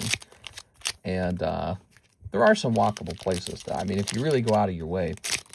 We have like one park, and it's got a big loop, and you can just walk that loop. And that's what I've done. I've walked that loop 1 trillion times. You know how many times I've walked that loop? So many times. My mind is so blank and bored. Like, I feel like I'm going to throw myself off of a roof the next time I go walking in that stupid loop again. You know, walk in a circle. You just walk in a circle. You just walk in a circle. You just keep walking. You just walk in a circle again. It's a great circle. You just walk in a circle. I can't stand it, dude. So just, you know, it really drives me nuts. All right, here goes. So 8 of these, and then shipping. And then after that, you just walk in a circle. It's great. It's so healthy. Door dashing currently and watching TCC. Oh, cool, man. Here's Grubbin. Here's Togedamaru. You definitely need vitamin D supplement every day like they do in the Scandinavian countries. Oh, do they do that in Scandinavian countries? That's interesting. Yeah, so I have vitamin D with like K or something like that. And what I do is if I know like 2 days in a row go by where I don't get any sunlight, I'll take that. And then if I do spend time getting sunlight like I did today, I'll skip it. I recently checked my vitamin D. It was bad. Bought a bunch of supplement gummies. Yeah. Yeah, I mean, it might be true for a lot of people that they have low vitamin D. It's, we like being in air conditioning. It's just really nice. TV's inside, not outside. Netflix, you know what I mean? Video games are inside. My Pokemon cards are inside. Internet scrolling is indoors. That's not an outdoor activity. It's an indoor activity. All right, here goes. Last pack. Ooh, Pikachu. All right, little Pikachu. Rough round there, Mr. Alexio. Nothing really hot popping out of here. You should just be taking them every day, regardless. You're not spending enough time in the sun, regardless. You're spending time in the sun. Yeah. Well, they'll be checking that on my blood test panel. So we'll find out what it says. If it says it's still low, I'll be more aggressive about it. All right. Ouchies. Yes, welcome to the world of pain. It's called Pokemon card opening.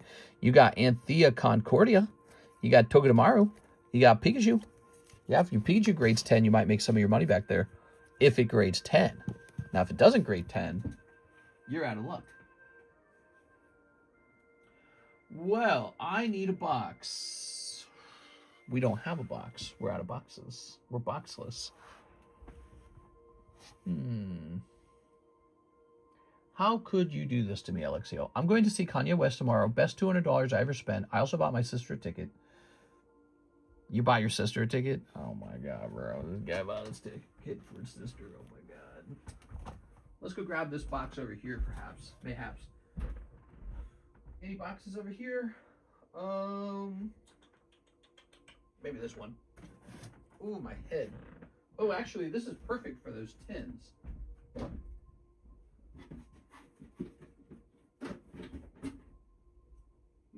You know what?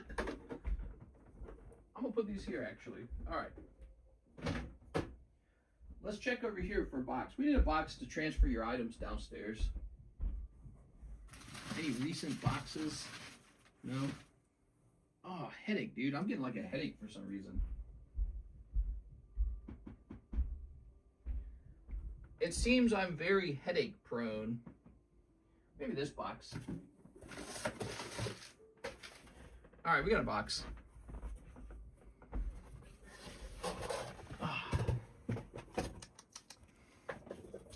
He recently dropped an album. He still does shows. I live in Austin. There we go. How's Austin? Tell me about it. Oh, I love it. It's so good. There we go. Most headaches are dehydration. Not this headache. I just drank like a whole bottle of water. Why does everyone say that? Everyone says you gotta drink more water. I promise you it's not water. Everyone tells me that every single time. Water, water, water. I just drank so much water. I drank a whole bottle of it just now. And now I have a headache. All right, let's see. It's definitely not water. There we go. My sister gave me a place to stay when I didn't have. Oh, that's nice. There we go. You get electrolytes with your water. It's literally electrolyte water. That's right. There we go. There we go. There we go. Here we are. All right. Most headaches are because you guy. I'm a guy. Okay. So that's a lot of cards. Let's grab this box here. Got a cardboard box for you. One. You got a lot of hollows you could trade in, by the way. 2, 3, 4. This box is too big. 5. All right. It's your blood sugar. I guess. I don't know, man. Dr. Monster over here. It could be, actually.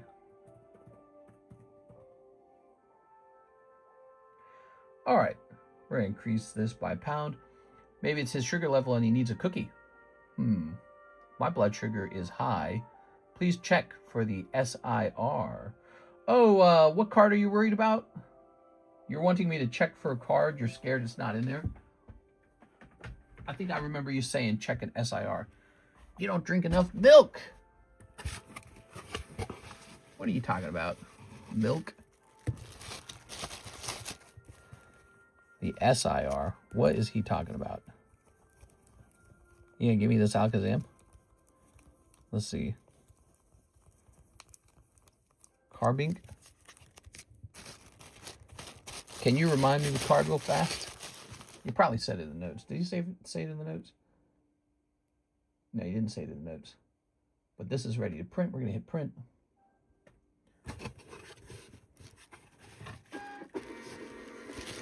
Doobie, doobie, doobie. Probably a pent-up nerve because you have compression spine. That would not surprise me. All right, what are you making me do here, bro? That's nice. Oh, yeah, he gave that to you the other night. That was cool. Raincore. Zoroark Mega Dream. Oh, yeah, Zoroark Mega Dream. Okay. You're worried it's not in here? Here's Mega Deontay. Are you wondering if you already sent it off to grade? This. Okay, grab this. Maybe you're worried it's in a separate box. I'm smacking the smacking everything, really. Let's see. Okay, some hollows in there. Oh my god, bro. I used to drink soda beer almost every day. I would get drunk and go to work. I stopped both. I already lost 8 pounds. You used to drink beer every day? That's a lot of beer. Did you have me put the Zoroark into like a grading thing or something like that? Or like into the Cool Kids box? Is that why you're asking? I'm trying to figure out why you're asking. That's all hollows.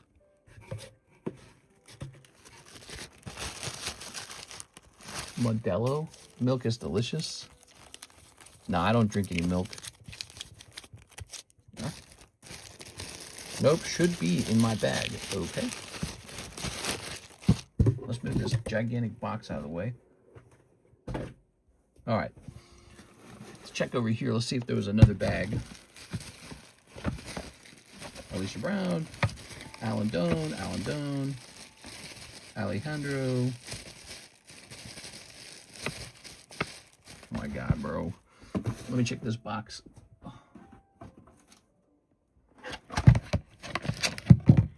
There's no reason I would put it in here. I swear it's just going to be in the bags and I just would have missed it the first time, isn't it? Is that what's about to happen? Let's see.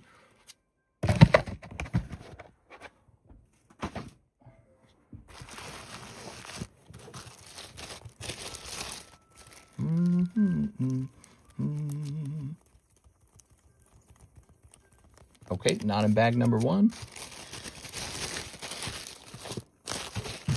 Bag number 2 is Yu-Gi-Oh! Bag number 3 is Hollows.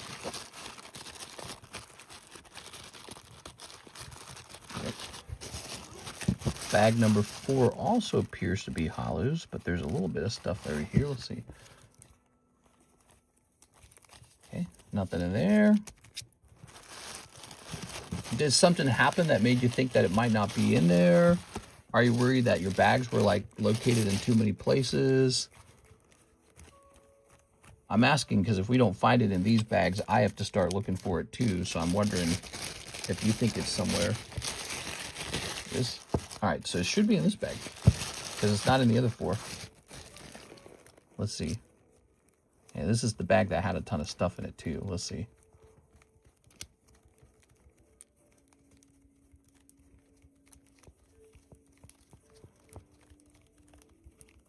Okay, Sprigatito.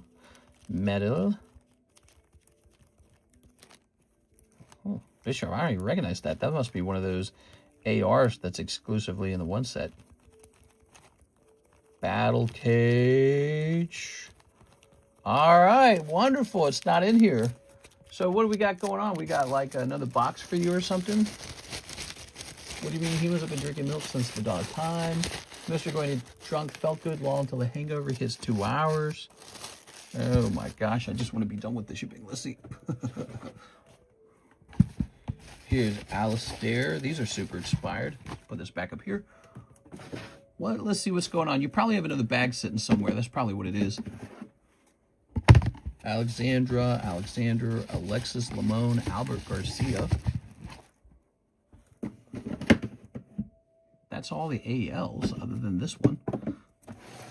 Let's see. I did a round of pre-grading. I noticed I didn't see it. Oh, see, I was waiting for you to say something like that. I was waiting for you to say that. That's why I kept asking. So you suspected something was wrong. So I was wondering what you were thinking. All right. That's why I kept asking that. Alex, Alberto, Alexis, Alvaro. All right, you're not in any of the AL bags. And I did not see the card in your bag. So let's check the overflows. All right, so this has become a hunt down your missing card situation. So you asked for a pre-grade and noticed it wasn't in there. Nicholas, Sarah, Diane Bailey.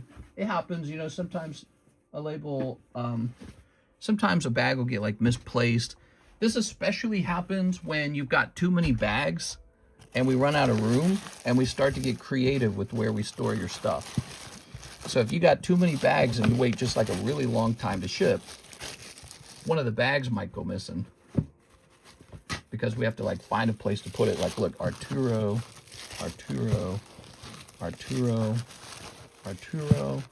All right, now what we got here? Arturo, Anthony, Jonas, Jonathan Cham, Sarah. Ooh, wait a second.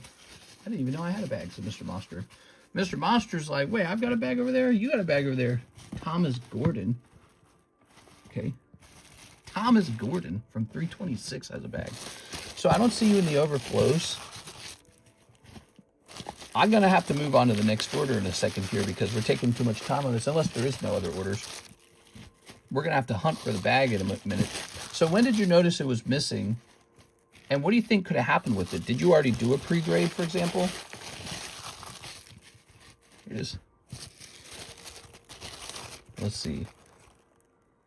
What is the history of your stuff? So you had an AL and it was too much stuff and we had to move it at some point. Maybe your stuff got moved over into the AN box or something like that, and then we just never moved it over. What PSA submission is this? Is this January? This will not have any of your stuff in it. Those cards were only mine. Let's move this for the moment. Let's move this over here. I have some very old bags. Yeah, so one of the side effects of having a lot of bags and having very old bags is anytime we run out of room, it becomes... There's a very high possibility that one of your bags got put somewhere just because we had to figure out what to do about running out of room. So it's possible you have another box or something going on. Let's see. Anthony, Andrew. And it's not been shipped to you, right? Like you haven't ordered shipping in a long time, I assume. Okay, we're gonna have to wrap up here. I can't hunt for the bag for too long. We'll run out of time. Let me see if there's a queue. There might not be a queue because it's been kind of slow today. Let's see. I haven't shipped. Nope. Okay, so it hasn't been shipped out. That's for sure. Let me hit refresh on the website. Mister, do you have any Gundams? Yeah, actually, we got some Gundams back. Okay, you're in luck. There's no one else in the queue, so we're just gonna keep looking for your thing. Maybe we find it. Can you tell me any interesting history about your bag? Do you remember anything that might be a clue for where it could be? Try racking your brain. Okay. Not in here. That goes back over here. Let's check this AM box. Maybe an AM box might have it. What we're looking for is maybe like a missing AL bag for Mr. Alexio. Anthony, Andy Dirksen, Andy, Antonia Andres, Andrew. Like, you said you noticed that the one card was missing. Do you notice any other cards missing? And you don't remember ordering grading for it, right? Austin, Armin Lotfi. So that's all those. I mean, I'm not running into it. We already checked in here. This is basically empty.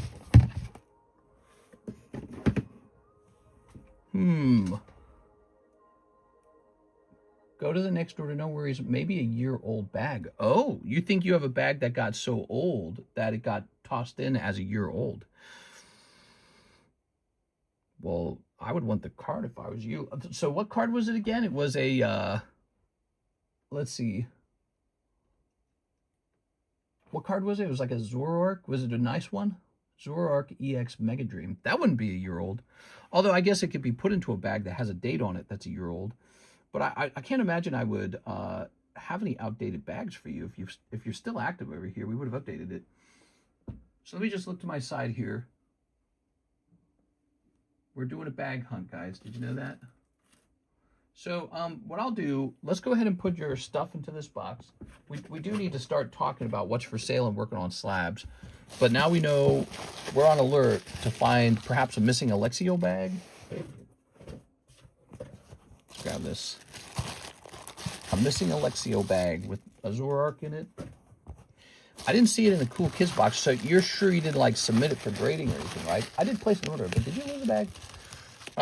We can't find a card for Mr. Alexio. We're looking for a Mr. Alexio card. We're looking for a missing Zoroark. Put this here. Put this here. Website isn't pinned, isn't it? Tammy, why didn't you pin it? I specifically asked you to pin it. All right, hold on. Let me pin it. You're the first person to point it out, actually, Tammy. Isn't that funny? And you know what else is interesting? People were actually placing orders on the website. So I guess people are just typing it in. All right, there you go. So website's pinned. Oops, that resets the chat. That's so weird. All right, very good. Okay, well now you've shipped. You've got a label. We're gonna get this over to you so nothing else can happen. And we're gonna have to keep an eye out on that Zoroark. Some of the only other things I can think of is, okay, so let's say it's not a missing bag. Well then, would it be an item that got placed in the wrong bag? Do you remember when you pulled it, any issues with me, like, let's see, like what happened when you pulled it? There's no other Alexios. I was kind of keeping my eye out for that, for maybe a bag that was kind of similar to yours. Like here's an Alex, Alejandro, Albert, Alexis, Alvaro. Let's grab the Alexis, actually. Okay, not in here.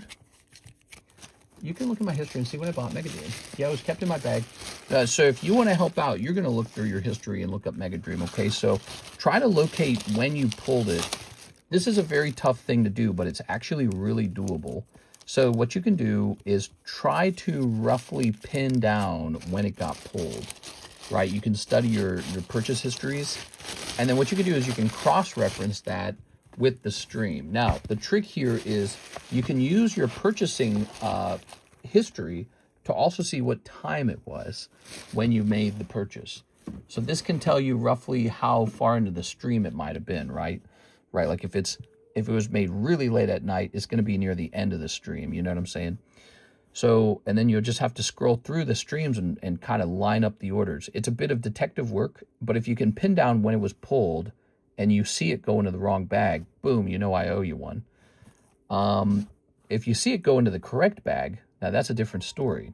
That's probably a case where we have to find another Alexio bag. All right.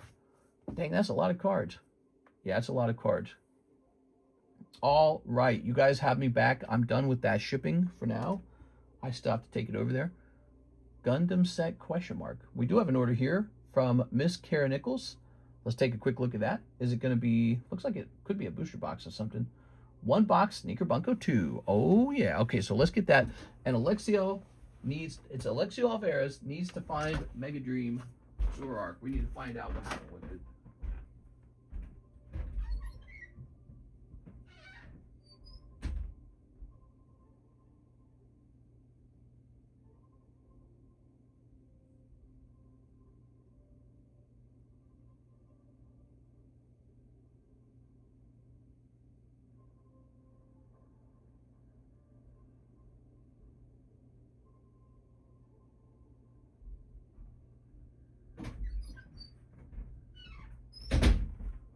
All right, here we are. Missing Zoroark from Mega Dream. Set that there. Let me do a quick search for Zoroark in the grading channels. Let's see. So I got PSA.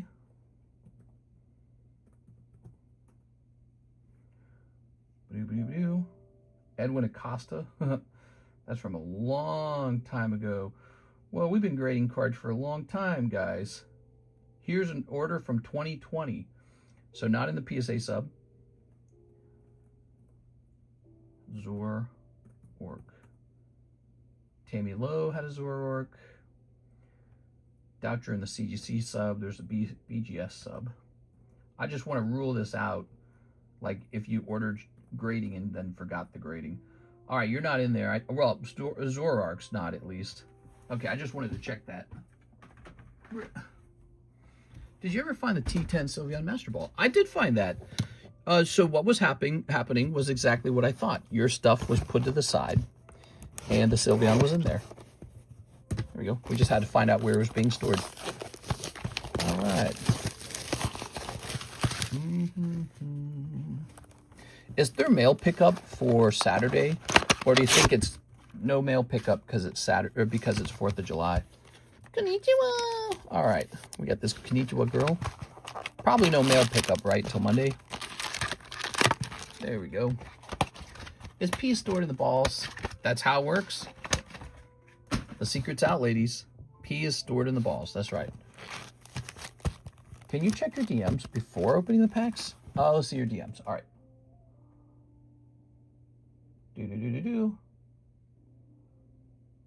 Okay, so you would like for me to keep a lookout for some common cards with these particular girls in it. All right, good deal. Let's start looking. Happy 250th colonialism. Okay, if we do it. That's right. Go ahead and grab this. Colonialism. So what's the deal with that? So I hear people don't like colonialism. What exactly is colonialism? Is that like when one people come over and take over like a land from another people? How does everyone feel about that? Is that fine? Like, what are the rules? Obviously, there's no rules, right? Like, if you have a bigger gun, you just take it. But I mean, like, morally, what's acceptable? There we go. Like, should America belong to the Native Americans? And so this huge country is just theirs because they got there first? Like, what are the actual rules? Is it the moment you step on, like, virgin land, it belongs to you? Or should you have to defend it? Like, what are the rules to it all? We have rules now. Yeah, rules now. All right, what we got? America, America. Ready? Whoa. Let's say the year is 1400 or something like that. And I get in a small boat and I travel over to an island and I land on it. Is that now my island? Does it belong to me because no one else had been there before? How does it work? That's what I want to know. How does anyone think it works? I landed here first and started setting up camp. Now, wait a second. This isn't one of the girls, is it? Is this one of the girls? Because this is a different outfit from the one that you've shown me in the image. But it looks kind of like her. Oh, it is, isn't it? Okay. All right. I'm catching on. Different outfit, but this is what you're looking for. Let's see. They believe in combat. Also, we won. Maybe just like don't slaughter the people already there. Yeah, but the people who already live there, they never want to share. So let's say I go to the island, right? And then no one's been to this island before. I'm the first one on this island. I put up my flag, TCC flag. And then another guy comes over and I'm like, hey, get off my island. This is mine. And he's like, nah, not gonna work that way anymore, buddy. And then he and I start fighting because, I don't know, like there's a popular river with a salt lick and that's where the good deer are. Okay, so what happens? Is it my island because I landed my boat first? Or is it his island because he's strong enough to kick me off the island? What do you think is the right way? What do you guys think? I want to hear some opinions here. I want to hear some passionate analysis. The Epstein Island? If you can defend it. So the if you can defend it, that's might makes right. You're basically saying land doesn't belong to anybody. It's just whoever conquers it, right? That's the conquer. You've conquered it. It's yours. That's the argument. Conquering's, you know, it's pretty rough. Like, let's say I went over to a nice country with a nice group of vibrant people, and I say, we have a lot of guns, and I like your mountains over there, so you can all leave now. And they're like, we don't want to leave. I'm like, oh, okay. Bap, bap, bap, bap, bap. They all just get wasted. Is that chill? Like, okay, so that upsets people, right? But that's might makes right. I just did the part of the might that makes the right. It's mine because I took it. So am I a colonist or colonialist or whatever the term is? Like, am I evil now? Am I just part of reality? What am I? You know? Well, they were there first. They landed their boat first. It's theirs now. How does it actually work? Because last time I checked, if you can't stop me, I can just do what I want, right? That's kind of what it boils down to, doesn't it? And people remember, they go, oh, well, we don't like that you did this. We don't like that you took the thing. And it's like, that's true. But it's like, it seems an awful lot like every single government in power today, that's how they got into power. Like they just took it. A lot of human society is just about taking things. It's sort of like socialist, taxes. They're not asking you if you want to be charitable. They're just taking your taxes. They're saying, oh, you're going to be charitable. You don't have a choice. You have to be charitable. We'll force you. You're going to give me the stuff that I want. I can't afford it, but you can help me afford it, so you're going to pay for it. So, okay, so that's another version of taking stuff. In that scenario, it's just a group of people voting in the same direction, but voting in a particular way. They're saying, well, we don't earn enough money to buy these things, so we're just going to vote for you to buy those things. And maybe it's like a jerk, you know, it's like a top 1% of the 1% of the 1% of the 1%. You know, it's like Daddy Bezos, it's Elon Musk, it's a tax on the billionaires. But ultimately, it's, you know, what you're doing is you're saying, now you guys are not free to just make money. You actually have to give a bunch of that back and buy us stuff with it, even though you got the money because we wanted to buy something from you in the first place. Here we are. Ooh. Wait, that all three girls on the one card. No. What? Are you saying I didn't grab all of the cards you wanted? Hold on, let's see. I'll try to get not this one, right? This is a different, that's a different one. Let's see. Is it this one? There you go. All right. I got it. Sorry, I'm not perfect at it. They're wearing different outfits, so my eyes aren't well trained for it. There you go. All right. Elon Musk promised me cat girls. Yeah, where are the cat girls, Elon Musk? But so we have like sort of like mean words. You're a colonist, you're colonized or something like that, right? So again, like going back to like, so is everyone a bad guy then? That would make the Ottoman Empire a bad guy. You had like the Middle East. It wasn't Muslim originally. The Middle East was not Muslim. And then the Ottoman Empire came around and said, yeah, you are. You're Muslim or you're going to die. You know, you got some options. The Ottoman Empire did a ton of colonizing. The Roman Empire did a lot of colonizing. But I guess they're gone now, so it doesn't matter. But, you know, so there's groups that come and go and they just kind of wipe places out and say, this is ours. China's sort of doing it. You know what China's doing? They're doing, they build a bridge in Africa, mommy Africa. And then they say, okay, now you owe us for that. We'll take your minerals. Thank you very much. So some people call that a type of economic colonialism or colonism or whatever the term is. They say, oh, well, they trapped them. They debt trapped them. They put them in debt because of the bridges and the roads, and then they say, you have to pay us back with rare earth minerals, right? So some people complain about that too. They say, okay, well, why don't the Africans just own their minerals and they can build the roads and they can build the bridges? It's actually a really good question, by the way. All right, Kara Nichols. It's a fun conversation. All right, for some. For some people, it might just be stressful. I find it interesting. I honestly don't think there's any rules to this world. We like to create man-made rules. And how do you enforce man-made rules? With a gun. You know? How do they enforce it? They say, hi, I'm a cop. You're coming with me. If you don't, I have a gun. And we're putting you in jail. Because you didn't pay your taxes. That's called using a gun. And power comes from the end of a barrel. You know what I mean? The laws are man-made and they're enforced through something that is natural, and that is power. Power's natural. Man-made laws are not. They're just sort of made up. But power comes from reality. And it's sort of an end-all, be-all for everything, you know? You can't stop the strongest guy. You kind of do have to do what he says. Why? Because he is the strongest. It's like, damn, dude, that sucks. Happy ever after. Pretty sure I saw in old American school books before long ago that you taught kids Americans came over to America and the Native Americans taught you how to grow corn and crops and you got along. No slaughtering was ever involved. Yeah, so the early pilgrims were suffering and the Indians and the pilgrims got along a little bit.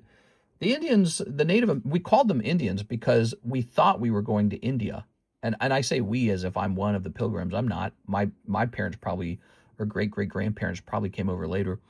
But we thought we were in India. So now we call them Native Americans, okay? And they weren't really threatened by the early pilgrims, and they just chilled. But there were a lot of different groups of Native Americans. They were separate groups, and they didn't get along with each other either. So even they were fighting each other for land. They had like all kinds of crazy stuff, like burning at the stake, you cut your heads off. You know, they would terrorize each other to try and win. They'd be like, we're the scarier group. And which is not unlike what happens today with, you know, people trying to control like a street to sell the drugs on or whatever. It's like, hey, this is my street. Look what we do to you if you try to come into my territory. You better stay out. So, you know, they were doing some really rough stuff back then because it was, you know, 1,000 years ago, and they could just do whatever they wanted. Again, there were no rules. There's no rules but power. And all the rules originate from power. That's the root of all rules. The ability to enforce the rule. It's violence. Violence is where all of the laws come from. So, you know, you have like these warring groups of Indians would go around and they just wipe each other out. And it's well documented. There's a lot of people that talk about it. Some of the tribes were really peaceful and they were just like chilling, living. And then some of the groups were just like, hey, let's organize some warriors and just take everything. So that's how it was for them too. And I don't know how they originated in America. I don't know how they got over here, but they must have gotten over here at some point. I think I read one time, like during one of the ice ages, the Asians went up through like some connected chunk of land and made it all the way into America or something like that. I have no clue.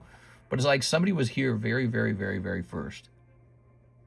Did they get colonized? Like, is this their land because they stepped on it because it was virgin land at that point? Like, man, those rules just sound so made up too. The rules that if you step on the land first, it's yours. That sounds so made up. Like, why? Who made up that rule that it's yours because you stepped on it first? That sounds so made up. All right, next up, we've got, let's see. We've got an order from Steven Gonzalez. He says 2 Fortnite Series 1. Ready? Which genius missed India by 8,500 miles? $166 valued card. Oh, gosh, I'm grateful I had you save them. The hit of the box was actually one of the cards that looked common. All right, we'll put this back. Sounds good, Miss Kara. Look how these Fortnite packs turns the screen red. The Fortnite packs have colonized the screen. All right, let's get it going. All right. Most tribes didn't even believe in ownership. Oh, of the land or stuff like that. Well, yeah. Well, you know, you have to wonder, like, why did they lose so badly? When the Europeans came over, why did they lose? They weren't building anything. They built, like, tents. Yeah, you're going to lose to the guys who are building, like, giant wooden forts. You're going to lose to them. If you're building tents, you're just not going to win. And so, had the Europeans not come over and conquered and settled America, this country probably would not have developed into what it is. At least it wouldn't have developed as quickly. You know, there are countries in the world where they're super underdeveloped. Like, there's just stick sheds with metal roofs, and that's it. And that's an example of some places where no one came over and built anything. So they just kind of stayed in the past. So that could have been this land here, and it didn't work out that way, and maybe that's an evil thing. I don't know. I don't even know if evil's real. How do we know evil's a real thing? Maybe it just is what it is, right? Like, where does evil come from if you don't believe in spirits and ghosts? I think it's more like the things we don't like, we just call it evil. Like, oh, I don't like that idea, it's evil. Ooh, no hollows in this round, Mr. Steven Gonzalez. So, you know, the Europeans, they came over, they started killing each other. They started hiring the Native Americans to help us kill each other. You know, so you had like the British, French, Indian Wars, and then the American Revolution, right? That's what July 4th is. Well, that's the British killing the British. The founding fathers were British, and they're like, hell no. We're not doing 5-cent tax on my, you know, sugar cane or whatever it was. Hell no. We're going to fight you to the death, bro. Kill all of you guys. So they were slaughtering each other to decide that, you know, even just the smallest things, like, I guess, a tiny, minuscule tax. And they're like, we're not going to let you tax us. They are. So, yeah, that was Europeans killing Europeans. Rough, dude. Which they were doing in Europe anyways. The French and the British.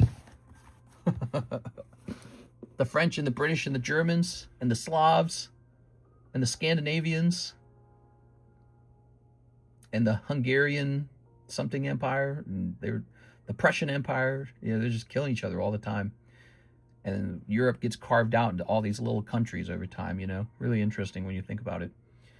Can you put that on football terms? AI probably could. Oxford University and the Aztec Empire overlap each other. It's not about fair. It's about survival. Survival of the fittest is what evolution stems from. If we ignore that and keep the morons and weaklings alive, we will devolve. Magician's hobby. Yeah, people talk about that concept. I think that's called. There was a term for it. Some people treat that like a far right idea. The idea that if you do communism and every single baby that's born, whether their parents are competent or not, is the government pays for the baby to live, so it definitely lives. Actually, I think that's sort of the basis for the movie Idiocracy to a certain degree. But Idiocracy kind of talked about how, like, you know, the smart people only had like one baby or two babies at most. And then, you know, Hillbilly Bob was having like 12 kids. That's my family. We had 11 children. But anyways, so this idea that evolution's good and we get evolution through this sort of like test or competition of survival, and as society gets rid of the competition, as it gets rid of the test, every human lives, and then maybe our IQ levels start to fall or something like that. It's an interesting idea, but I don't think anyone here is ready to start watching children starve to death on the streets, you know what I mean?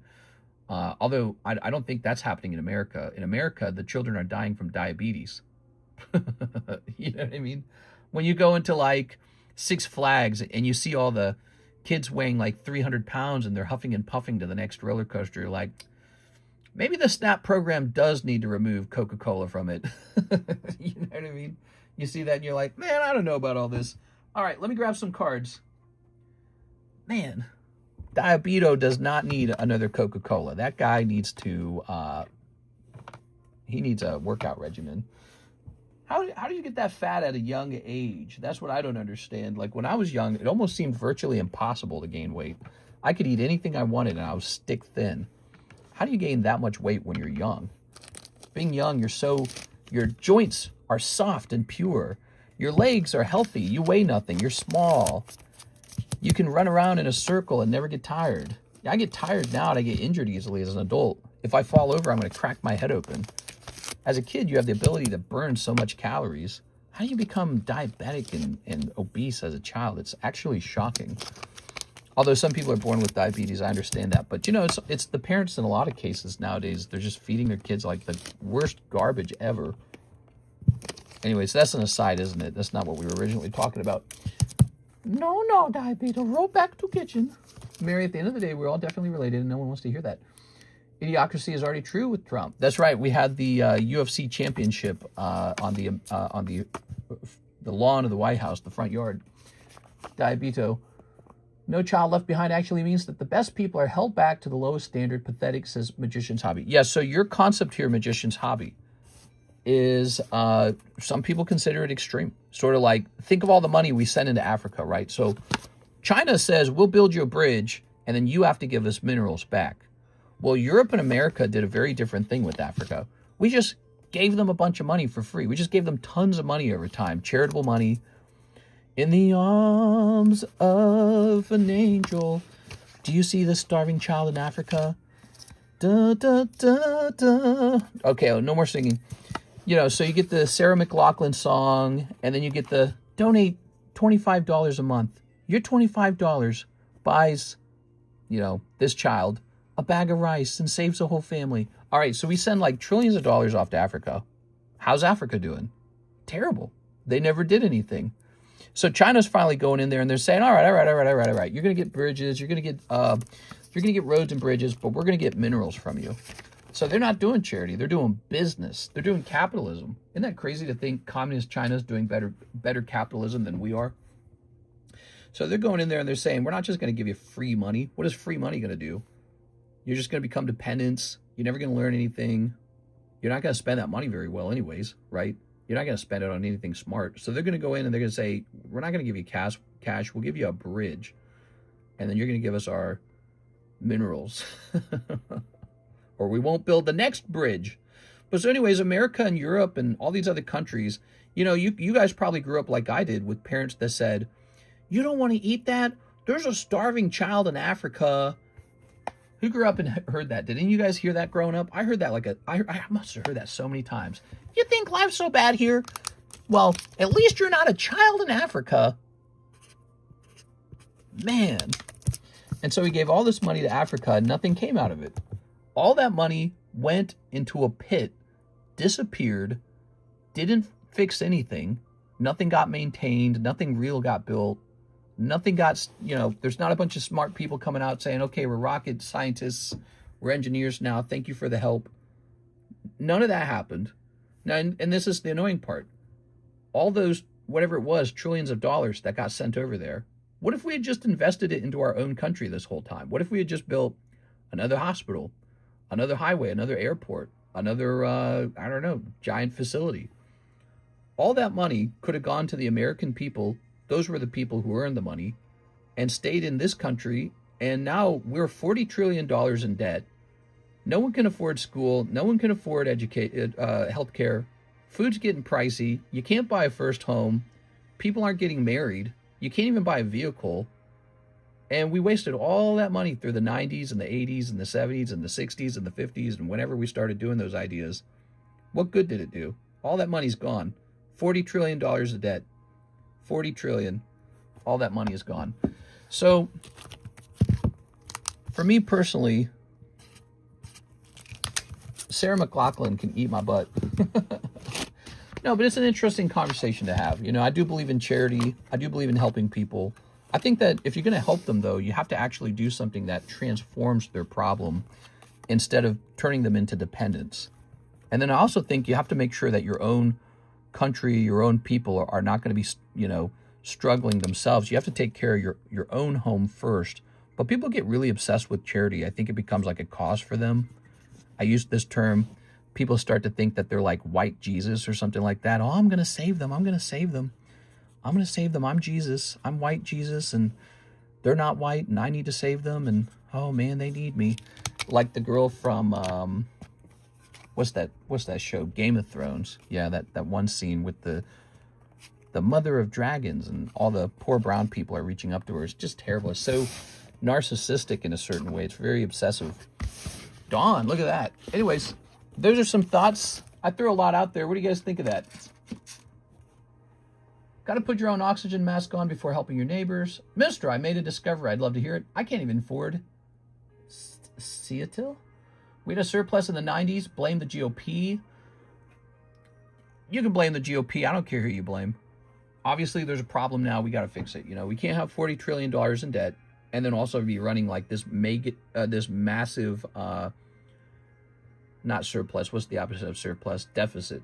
So we can't be running this massive deficit and not even invest it well. It's not being invested, is it? It'd be interesting to take on a deficit where you're investing the money. But this money's not really being invested, is it? It's just money that's being consumed and you get nothing back. It's one of the reasons why you hear me obsess over like taxes. I can't take it. All right, so Piplup. Going in the Poke Shuffles. If charity is the barista's name at Starbucks, then I guess I've donated to it. I tried to tell you PSA 10 signature cards for 175 is currently going raw, 411 raw. Nice. All right. Let's grab this. The solution always to poverty is productivity. Productivity. Got to get everybody working. Got to get them working good jobs. Got to get them, practiced and educated on what kind of job they can actually do. So here's 1, 2, 3, 4, 5, 6, 7, 8. The big problem comes along what do you do when somebody's not smart enough to be an engineer? Have you guys ever gone and done some engineer courses? They're not for everybody. So engineer courses are productive enough that you can produce a good that the world is buying at such high prices that now you're able to sustain yourself. All right. Well, what if you're only qualified to do like almost nothing, like, I don't know, like pushing a cart at Walmart or something? That's the only thing you're intelligent enough to do is push a line of carts at Walmart. That's the far end of your intelligence. What do you do with that person? They're not going to be able to buy a home. They're not going to be able to buy healthcare. It's too expensive. So now it becomes a scenario where you have to pay for it for them. Okay, that's a good thing. Society's charitable. We're a good people. We want to help others. This person clearly is not suitable for anything but pushing carts at Walmart. Let's help them with their housing and their food and their medicine. Okay. That works as long as there's a balance. 6-7, 6-7. As long as there's enough people contributing and not too many people drawing down that money. So there has to be a balance between the net positive contributors, net positive tax contributors, and the net negative tax users. So the people who are soaking out money out of that system. If there's a balance between them, it works. But if there's a gazillion people pulling taxes out and only a few contributors, it collapses. Let's see, one in the brain rot? Very random. Bro just looked it up. Why do you think the Blastoise has a 50% 10 rate in the red deck? That's a good question. Maybe somebody just sent in a lot of Blastoises that were from used decks. So that could be it. There could have been somebody who bought like 5 or 6 or 7 used deck Blastoises. They could have bought them off the market. Not from sealed decks, but just like raw ones. And then they sent them in to try and grade a 10. Next up, we got Steven Gonzalez. He says, Fortnite, Series 1 × 5. All right, let's do it. Oh, yeah. 1, 2, 3, 4, 5. What's really interesting about the conversation we're having, I was talking about how there has to be a balance between the net positive tax contributors and the net loss so that you have enough money to cover all the socialism, all the free stuff. Well, what's really interesting is when you have very, very, very generous welfare, you actually attract more people who can't take care of themselves to you. That's what ends up happening. So the more generous your policies are, the more people come to you. They say, hey, the government's paying for food, it's paying for housing, it's paying for medicine, it's paying for education, paying for almost everything. So all these people who are paying into the tax system, they stick around because they were already there. But you end up attracting a ton of people who can't take care of themselves. There's no jobs, no opportunity where they live. And you can end up with a scenario now where you've overloaded your system, basically. The system's now been drained, and it continues to act as a magnet. It's always going to be a magnet until you get rid of those benefits. The moment those benefits go away and you say, no, it's just everyone for themselves, you don't attract anyone to yourself. And that's how you could end up with a massive homeless problem in the most generous states. You end up with a big, gigantic homeless problem. But that can happen to a country as a whole. Like, look at the UK, look at France, you know, the Scandinavian country, Sweden. It's like they've got all these homeless people coming in. They're just piling in. It's like, well, yeah, because you're going to pay for everything, right? That's why.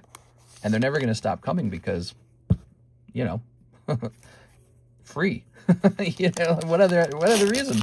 You need no other reason. Let's see what we got here. We're looking for hollows. Wow, that one looks really cool. I like the way that looks.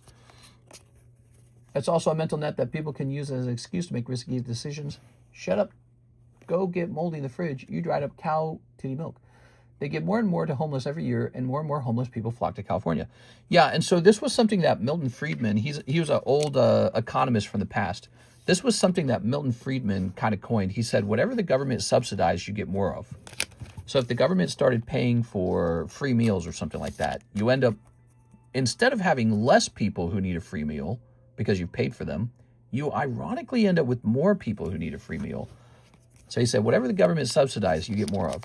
If you subsidize homelessness, you don't cure homelessness. You actually get more homelessness. It increases. The rate of homelessness increases. So what have you done? You've just tapped into the infinite flow of people who would love to collect shelter from you and food from you and healthcare from you and education from you. So these policies that are very well intentioned because people want to be like, you know, wholesome, we're going to solve the problems in the world. They think by just taking money away from the productive group and then giving it away to free to a non-productive group, that they've just solved the problem of like homelessness or poverty. You haven't solved it. There is only one solution. They have to become productive. That's the actual solution. So the person who is not able to support their family, they need a job and they need to produce like a good or a service that's so valuable that now they can actually, you know what I mean, take care of their family. That's the actual solution. So productivity saves you. Wealth redistribution, what it deep down, what it does is it attracts more people who need more help. It de-incentivizes people to take care of themselves. They say, wait a second, if I get a job, will I lose these benefits? So they say that. They start getting really rational. They start saying, well, I could get a better paying job, but I'm kind of just sitting at home on my video games eating Pringles. What's my motive? Not everyone has that problem, but a percentage of them do. So you got people who say, I can't get a job. I'll lose these benefits and I'm scared. Or you get people saying, hey, this is kind of a sweet setup.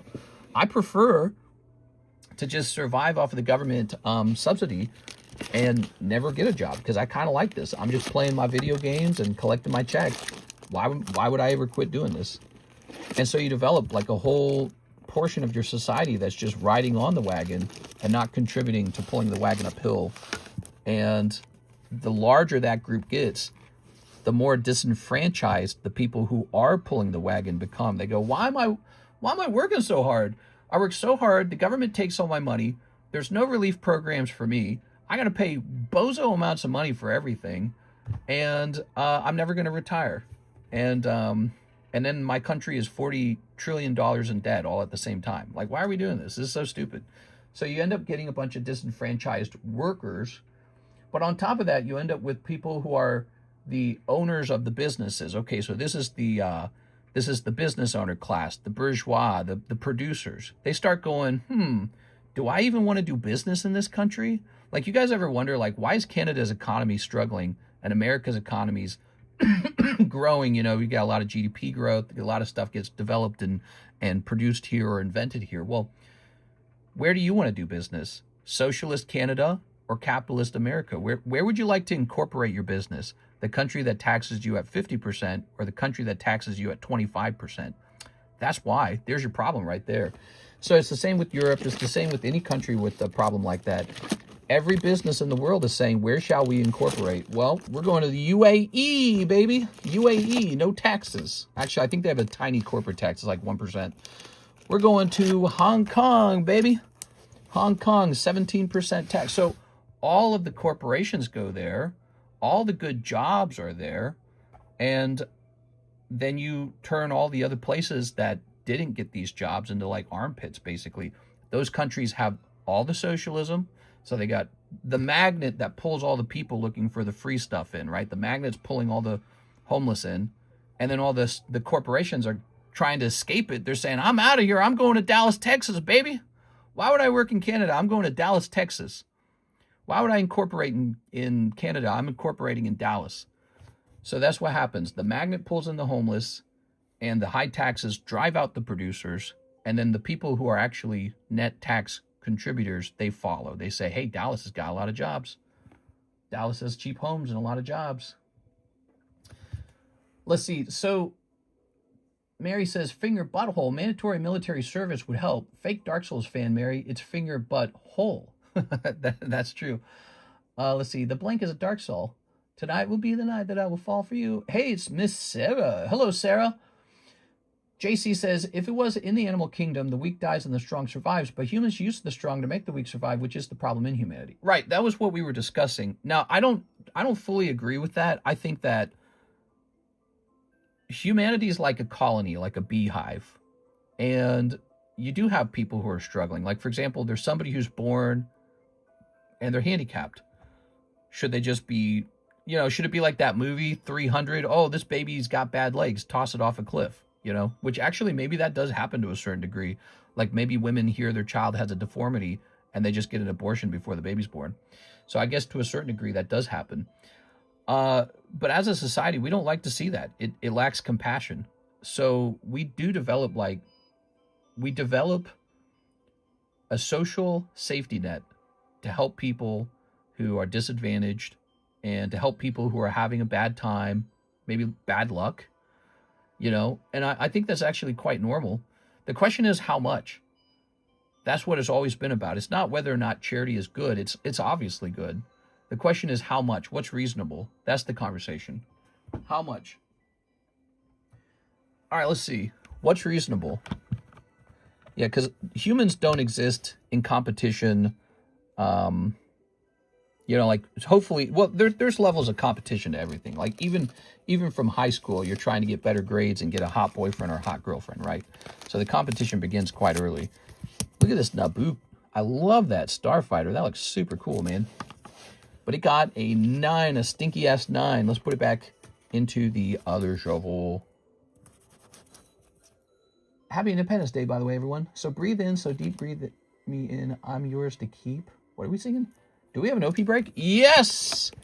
Here it is. This is fresh back from PSA. Check that out. He's got a golden border to him. Do you see that? Look at that golden embossing. That's Monkey D. Luffy, PCC 1 day 2025. Like it? If you can't get a girlfriend, you must become the girlfriend. Yeah? You been thinking about that? Holy blank. I'm so blank and irritated. Mister, would you say the American dream is more of an equity or an equality type of structure? If you're talking about equity from sort of like the argument that everyone is just deserving a chunk of stuff, I don't agree with that. I think that you have to go out and earn it. You have to contribute to society, you know? Like, you can't just exist and everybody owes you stuff. We had a term for that in the past. It was called slavery. So if you believe that all these people have to go to work for you while you just stay home and collect money from them, that's slavery. It doesn't sound like slavery when you say it. You say, oh, that's socialism, actually. No, it's you want somebody to go work for you and you collect from that. Yeah, people have been trying to do that for ages, where you don't have to work, but you make someone else work and then you collect money from that person. That's called slavery. So, you know, I don't know about equity. As for equality, what I find equality is it's when everyone has an equal sort of like set of rules and laws. So you should never be discriminated against, for example. You should be able to go out and succeed on your merit. So merit is very important. All right, let's grab this. These are fun conversations, by the way. Here it is. Independence Day is the day Will Smith saved America from aliens. Grab this. If she says no to her mother, you shall go. Are Americans celebrating Independence Day because they got invaded by illegal aliens? If you can't get a girlfriend, you must become the girlfriend. I would gladly give you 10% of everything I earned that year. Will Smith slapped those aliens. Keep my wife's name. 1, 2, 3, 4, 5, 6, 7, 8. Here it is. All right. Grabbing this. There should be an age limit. Then you go to Valhalla. What? What are you talking about? An age limit? AN 10 N1 Starfighter P9. All right, there we go. Sorry, but you're American. No, I wish I was Swedish. Then I can sound like this when I'm talking. Hoity-toity, hoity-toity, hoity-toity. I'm teasing you, Mary. What is that accent with the Swedish? They have an odd accent. The Scandinavian languages are all kind of odd. Why does Americans have to steal everyone's things? Here's Miss Beatrice. Can I get a spot in the Mega Charizard? Oh, can I please get the Mega Charizard? Wait, did I not? Oh, he's back here. Here you go. All right, Miss Beatrice. Adugan Hagan Higab. What? Beatrice Moniz. Oops. I kind of typed in Moriz. I hope Miss Alexis understands my handwriting, because I would know it. I would know what that means. Oh, isn't Sweden the European country with the most problems almost in the whole of Europe? Their crime statistics, like grape, has changed dramatically over time, and no one knows why. It's a complete mystery. Sweden can't figure it out. The UK doesn't know why. It's total mystery. No one knows. Here's Rocket Ball. Yeah, they got some serious problems. Here we are. Here's Cubone. It's crazy how, you know, you can have an opinion on things, but then you go look at numbers, and it's like, numbers don't lie, man. Let's see. Whoa, Dawn. Whoa, Pikachu. Unless you're Norwegian, Danish, Finnish, or Icelandic, then there's no Valhalla for you. Sorry. What? Oh my gosh, these look so nice. All right. Let's see what we got. Here's Poopachu. Lovely.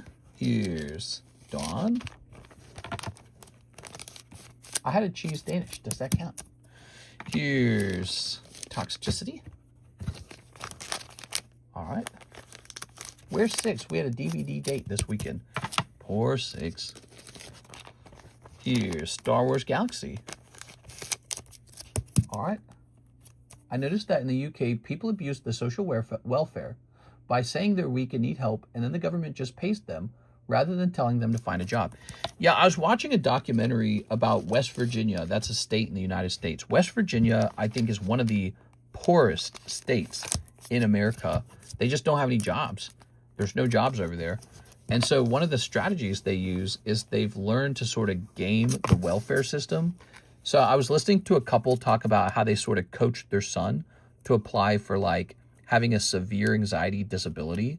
And he went and applied for it and actually got it. He got severe anxiety disability, but he doesn't have it. He's completely, the whole thing's fake. He doesn't have it at all. But his parents coached him on it so that he could go get that money. And so now their family relies on that paycheck from the government for the severe disability, rather than their son going out and just getting a real job and working. But it pays better than the jobs that are available in that area. So his options would have been like to work at Pizza Hut. He would have worked at Pizza Hut and earned nothing. But with the disability check, he earns way more money, and he can still work as long as he's paid in cash. He doesn't get an official job. He gets an off-the-books kind of job. Really fascinating. They all went to the Quality Learning Center. Whoa, Dawn on a bike. How much? Yes, this is Dawn on a bike. Just came back, graded, fresh.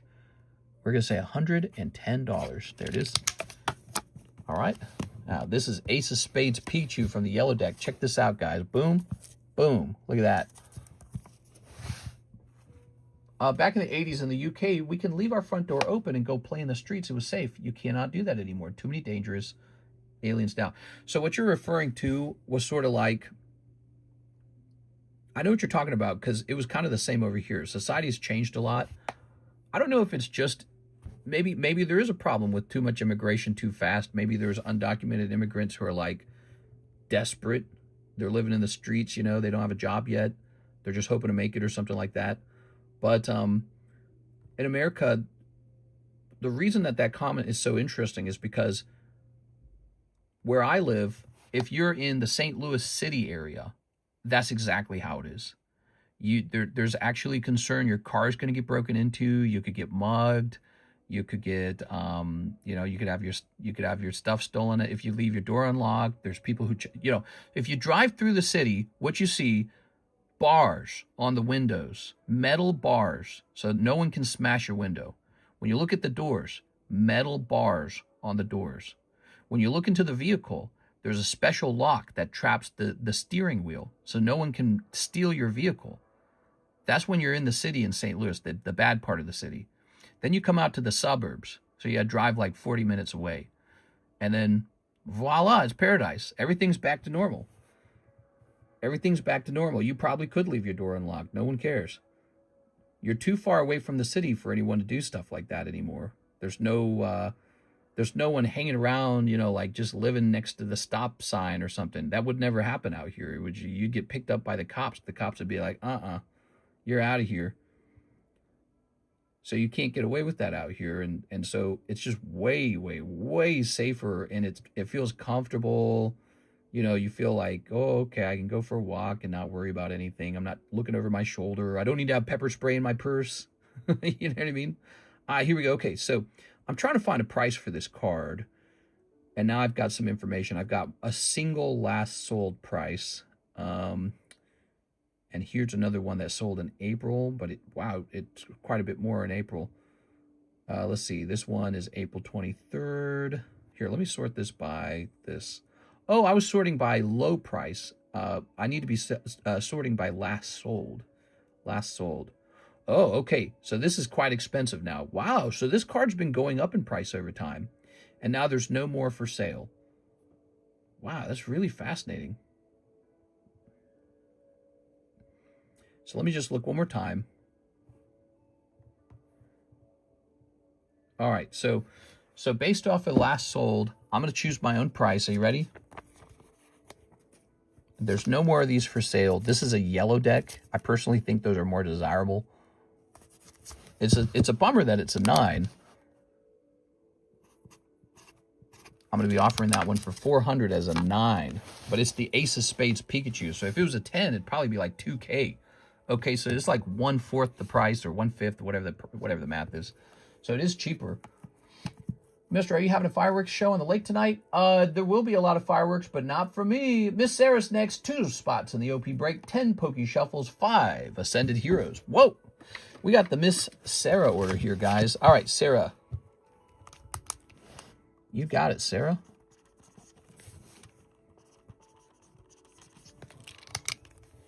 Flint, Michigan. Love your videos because you're nice and started collecting cards because of you. Thanks for inspiring me, says Little Peace.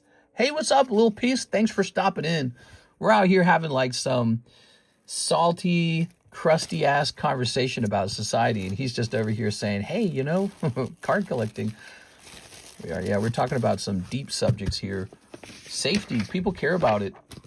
People want to move into safe societies, safe neighborhoods. They want to have a high-trust society.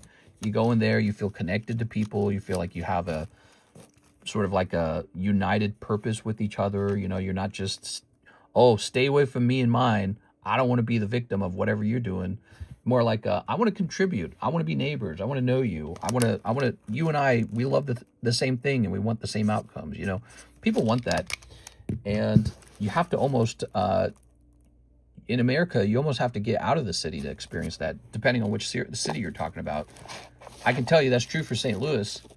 You guys ought to spend a year in St. Louis. I'm telling you, go move into St. Louis for a year. If you're from a really nice city in America and you've never experienced St. Louis, it's delicious. Go try it. You'll love it. You'll change your politics. You'll have different politics when it's over.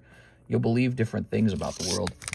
Go live next to, a serious problem for a while. It'll open your eyes a bit. Don't be in your bubble.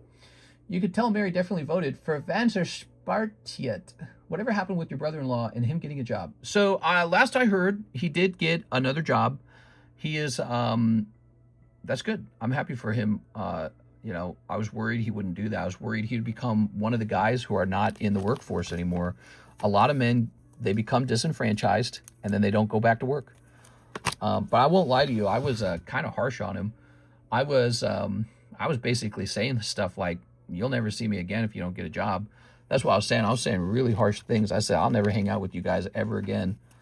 And because when he and I initially talked, he's like, well, I'm not gonna go looking for a job. And I knew the feeling in the room was instantaneous. I could taste it in the air. I was like, this guy's giving up. He's throwing the towel in. He's it was the way he was talking. It was a lot of the stuff he was saying. And I was trying to tell him, I was like, totally unacceptable. None of that's okay. None of the things you're believing are okay. I don't accept any of it. And you have to get a job or I'm going to explode. And I think it might have worked because he is now working again. Because I know for a fact his parents wouldn't have pressured him. His parents, I think they're scared of him, to be honest. I think they're scared of him. They're quite old. They're like 65. And he's living with them. And no, I told him, I kind of went off on him, to be honest. It was pretty stressful. I don't want to have to talk to somebody that way. All right, so 10 Poke Shuffles and 5 Ascended Heroes. Let's get it. Here goes Miss Sarah. So we got your 2 spots in the Monkey D. Luffy. Now it's time for 10 Poke Shuffles. Love doesn't lie. Truth is our tough love. I'm already in America. Mr. showed tough love. Got to be harsh. Yeah, because everyone's nice to him. Everyone's real. His sister, Karis, she's super nice. And the parents are super nice. Although I've heard the mom talk, he makes her feel scared in her own home, that he's going to get really angry at her. 2, 3, 4, 5, 11. All right, so there we go. We got 11 here. And so after what I did was I talked to him super, super, super nice at first to try and sort of figure him out, kind of hear what the inside of his head sounds like. And man, it was just no good. It was not good. I was like, this guy is never getting confronted ever. Here we are. Whoa, man, that is rough. Miss Sarah, a straight cold round in the Poke Shuffles. The reason that's kind of crazy is because there's been a couple cold rounds in the Poke Shuffles tonight. All right, you know what? I think I'm going to toss this guy into the Poke Shuffles right now. There's been a couple cold rounds in there. 1, 2, 3, 4, 5, 6, 7, 8, 9, 10, 11, 12. All right, and as for those Poke Jumbo packs, I need to make more of those. You bought that last one the other night. I'm going to make you more of those, okay? I was thinking about doing it tonight because it was a bit slow. Toxicity P10. Forgot to say happy 4th of July. Happy 4th of July. Thanks, man. You're right. Here we are. All right. It's kind of funny that America and Britain went to war, and then now they're like besties, you know, a little bit later. But Britain, they're pretty progressive in their ideas about, you know, freedom and the right to speech, that kind of stuff, the right to a fair trial. Those were advanced ideas that the British people were coming up with in their time. Mister, do you still have someone living with you to pack and help you grade? I never had anyone living with me to do that. We were renting a place out, a separate home. That was Mr. John, and he's back in Hawaii. Now we have a new person. Her name's Alexis, and she does the shipping. She's been very good. UK is about to burn down. No, don't tell me that. All right, 5 ascended. What, bruv? I'm sitting on the toilet. Oh, my God. Cheese is doing a different kind of firework. His firework is the color brown. All right, let's see. Let's see. Ugh. Zlatan is from Sweden. Putting these here. Putting these here. And we talked about a lot of subjects tonight. It's pretty fun. There you go. The human race, you know, they'll figure it all out. People will figure it out. That's one thing I don't have like a doom and gloom. I would say I don't have like maybe I do sometimes get kind of doomy and gloomy. But ultimately, I think the human race will just keep progressing. Humans want to progress. That's the important part. There we go. So we'll figure something out, you know. Resources, housing. All right, you ready? Humans are, they're sentient. Who knows what's in store in the future, by the way? You know, they're working on all that AI and stuff. I hope that the progress on that is just expanding really rapidly. Okay. Mary, that's hilarious. Yes, UK is going down. I live here in the UK, and I can see it going down fast. If I could change one thing in the UK, if I could change one thing, I would cut the taxes down to 25%. That would be the top tax rate is 25. And then I whatever the corporate tax in America, I would be 1% lower than that. I think that that's what you need. Now, one of the downsides is now everyone can't afford healthcare. And so that's going to be a big shock to everybody. It's going to be like the government's going to help some people with healthcare, probably people at the very bottom who are really, really, really struggling. But some people will be expected to actually pay for healthcare. And people will probably call that like a, like a down, they'll probably call that a bad thing. But I think that you have to start unwinding all of the free stuff. You have to start unwinding that. It's very hard to do. People come to expect it. How did humanity ever survive before free healthcare? How did that ever work, Humanity survived for thousands of years with no free healthcare. And it seems uncharitable to do that. And it's really a pretty scary concept because it's like, well, we're talking about life or death here. You're talking about life or death. People don't want to mess around with whether they're going to receive a life-saving medicine. But I think you have to have taxes at 25%. You have to be competitive. Tax-wise, you have to. It's like the difference between winning and losing. I really think that your tax rate has to be competitive so that people who are smart want to move into your country. If the only people who want to move into the country are the ones waiting to receive the socialism, you're screwed. You need the people who are smart with the PhDs to want to move in. They go, hey, I got a PhD. I'm smart enough to see where I'm going to get paid the most, And so you got to attract people in. And so if you're going to have a lot of immigration, What you really need is all the geniuses. How about that? People talk about being pro-immigration or anti-immigration. Immigration really is a worldwide game for every society, every country. It's a game to collect the world's geniuses into one place. That's the game. And many countries are running an experiment, a modern experiment, where instead of collecting all the geniuses, you push them out to America as fast as you can. You say, go to Australia. They don't have inheritance taxes. Go to the USA. They tax you like half, literally. So you push all your smartest people out. Mega Howlucha. Now that's the one I was looking for, Sarah. All right, so you pick up Mega Howlucha MA, Mega Attack, and one more pack. You're going to pick up... All right, it's going to be the Mega Howlucha 5 packs, 1 Mega Howlucha. Darn. Sarah, I want to pull Gengar, Sarah. Let's find your bag. The game that the world is playing is how do we obtain all the world's millionaires instead of how do I push all of the millionaires out because they don't want to pay 50% taxes on their income. If you obtain the millionaire, you get their family, you get their brains, you get whatever job they're bringing with them, whatever company they're bringing with them, and then, of course, you get to collect taxes on them, maybe at 25% instead of 50%, but you actually get to collect taxes on them. Whereas every millionaire you lose in a 50% tax rate country, now you collect zero. Nothing. You don't get one dime from them. That's a very big idea. And so that's the game in the world. The game is to collect all the millionaires and to keep them somehow. And I feel like the working class doesn't understand that. The working class simply says, hey, I'm struggling with my healthcare, I'm struggling with my education, I'm struggling with vehicles, I'm struggling with housing. So let's just tax the hell out of the rich.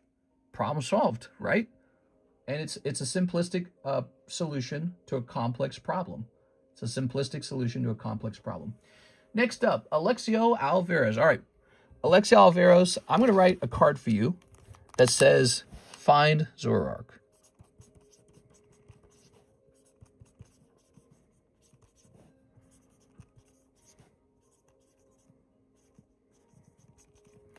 All right, find Zoroark. Why do so many people stay in California then? That's a great question. I think that I've been tempted by California as well. In that case, California has such a weather advantage that people are willing to accept a higher and higher punishment to be there. They got the coastal weather, they got the beaches. It's very quaint. It's very nice looking. So I think there's a trick where it's like if you're in West Virginia, you can't really raise the taxes too high. Everyone just leaves. If you're in California, you can raise the taxes and people go, oh, I hate it. But you know what? I'm still loving it here. So if you're the UK and the weather is sort of like a bit chilly, rainy, overcast, people aren't staying there for the weather, are they? Now, they might stay in California for the weather, but that's a special advantage. That's like an environment advantage. And you see that in Hawaii, by the way. So Hawaii has something very similar. They have just really gorgeous over there. And so they're able to raise taxes abnormally high and kind of get away with it because people will pay it just to be there. And so other states like Missouri are not going to get away with that trick. No one's staying over here for the weather. So that's my thoughts on that. But I will also point out that there are a lot of people that have migrated out of California because of the tax rates, including a lot of businesses. So it's not the case that everyone's strictly staying in there. There are actually people leaving. Actually, the largest out migration, is from New York, Chicago, and California, if I'm not mistaken. So certainly people are affected by it. It's not like a net zero effect on people's migration patterns within America. People, they do stop and think about it, and they go, well, gosh, man, I'm going to lose $1 million to stay here. So maybe I'll just go buy that house in Tennessee, I guess. We are? All right. That's also why you see massive growth in Tennessee, the Carolinas, Florida, and Texas, because as people, they're coming out of California and going, all right, we want to just make money. We don't want to just lose it all. All right, that's up to 4 to 14. Wow, that's some fast movement. Oh, now, the Ascended Heroes. Oh, look, I have just enough. Perfect. I was going to have to go open another one. Satali already enables Mavica to do melt, which is superior to vape. What am I reading? Monster, one person in the United States can make the whole entire United States population millionaires. A lot of humans in the UK just want handouts rather than progress. 10% of the population in the UK is carrying the other 90%. Now, I don't know if that's the balance, right? You said 10% are working, 90% are receiving benefits. I don't know if that's the case, but it does come back to that idea. If you got too many people on the wagon and too few people pulling the wagon, if that gets out of whack, the whole thing starts to collapse because you go bankrupt. So that's that term. Socialism is fun until you run out of other people's money. That's what they say, right? Well, one of those concepts, one of those theories is that when you have too generous of welfare, you start to attract people to you to collect it. So if your welfare is crazy generous, let's say you had a welfare program that said everyone gets a free mansion. Well, everyone's going to queue up to get a free mansion. The whole world's going to be breaking in. They're like, quick, the UK's handing out free mansions. I need one. So every time Europe brags about having the best benefits, the most welfare, it's almost like a loud advertisement to everyone from everywhere. You know, whatever country it is, they're saying, hey, did you hear? The UK gives the most free stuff out. Where do you think they're going to go? They're going to go to the UK. So you're doing a big ad to every homeless person in the whole world, and they're going, oh, yeah, I'm coming over there for it. That sounds good to me. What if you had a very different sounding welfare system? What if your welfare system sounded like, it's very tough over here. You're not actually going to give very much. The government does not take care of you. You actually have to get a job and take care of yourself. And that's it. And if you don't make it, you'll roast on the streets and die, or freeze to death, or whatever it is. It'll slow it down. It will. And I know that's true. You know how I know that's true? Because that happens here in the United States. Where are all the homeless people busting to get into Missouri? Where are they? They don't exist. That's not a Missouri problem. That's a California problem. The homeless aren't busting down doors to get into Missouri. They don't want to be here because Missourians won't take care of them. Missourians don't have the same generous welfare. They say, and then you'll roast over here for sure. You'll get roasted in the summer. We're roasting now. All right, we'll toss this away. Let's see. So your policy acts as an advertisement for people who are looking for help. And the more generous your help is, the more serious people are going to try to get that free stuff. It's basically, it's like a Pokemon channel. So you got a Pokemon channel. If my title said, tonight, free Charizard, and it was like a PSA 10 base set Charizard, yeah, our viewers are going to go up. We're going to get people who have never been here before, and they don't give a crap about any of us. They're not going to be around once the giveaway's over. They're going to come, they're going to try and win the giveaway, and then they're going to leave. You know, so you get that. And it's really interesting how that works. You know, it's kind of like a principle about free stuff. If you called socialism free stuff, it sounds very different. Everyone gets free stuff? That's like a dream. Why didn't I think of that? Free stuff. That's the best idea. Damn, dude. Works every time. Here's Reg Ice. Ooh. What do you think of Elon Musk's concept of universal high income from robots and AI once they take all over the jobs? In theory, it could happen. This is the UBI conversation, universal basic income, which they've tested in other countries, and it has not worked, so they canceled it. But the idea is that everyone gets like, I don't know, like $5,000 a month. You just get that money into your account. And now working is optional. Well, here's the problem. If you receive $5,000 and I receive $5,000 and 10 million more Americans receive just $5,000, what do you think the price of a candy bar is going to do? It's going to explode because we've all got $5,000 burning a hole in our pocket. So the more free money you give to everybody, the more they have to spend. The robots would have to produce goods so fast that it can keep up with all that free money coming into the market. So, but in theory, that could happen. But I think most likely what will really happen the cost of goods will just go down a bunch. So I don't think people will give free money, because that will just cause massive inflation. And if you don't believe me, take a look at COVID, when everyone got their stimmy checks. I want my stimmies. Come on, man. I need stimmies for Pokemon. What happened? Well, the price of houses doubled. The price of food doubled and tripled. The price of gas went up. The price of a car doubled. The price of a boat doubled. Wow, that's a rough round for Mr. Elixio. 5 Ascended Heroes. No Super Snipe in there. I'm sorry, man. Man, Ascended Heroes can be really tough. I'm sorry. You want a bonus card? I'm going to give him a bonus card. Mr. Alexia, I'm going to get you a bonus card, okay? Here you go.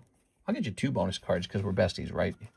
So there's 2 black and white pokers. That's black and white. That's 2012, dude. It's an old set. So, but, yeah, so the price of a home doubled. The price of food doubled and tripled and quadrupled. The price of car doubled. Dude, when I was younger, the price of a new car was like $12,000. Now the price of a new car is like $50,000. Like, how did that happen?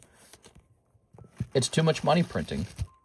And that's what'll happen if everyone just gets free money into their account every month. If you're getting UBI into your account every month and you just got free money to spend, you'll have the biggest explosion in inflation you've ever seen. So what robots will do is robots will produce goods very cheaply. And I don't think people will get much UBI. But I think what'll happen is you'll go to buy a car and it'll be the cheapest it's ever been. Because from beginning to end, a robot produces it. No more people produce it. So the price of a car will go down. The problem becomes, how do humans earn money to buy that car? And that's a great question. I actually don't have an easy answer to that. But it'll have to be that humans find work that computers never do. Maybe you start cuddling therapy. I don't know. So you have like maybe you're like a masseuse. You want a robot to massage you or real human hands, you know? Maybe there'll be prostitution. I couldn't tell you. But it'll have to be a job that only humans can do. And that'll exist still. Perhaps when robots become truly sentient, maybe then you'll see something where it's like Star Trek and money is a thing of the past. Money's obsolete. There is no money. And we can just turn dirt into gold because robots can work all day. You know what I'm saying? So there could be a point where money becomes obsolete or it transforms into a different concept, you know? But that's very different from UBI. I think UBI, especially today, would not work. UBI would just cause massive inflation.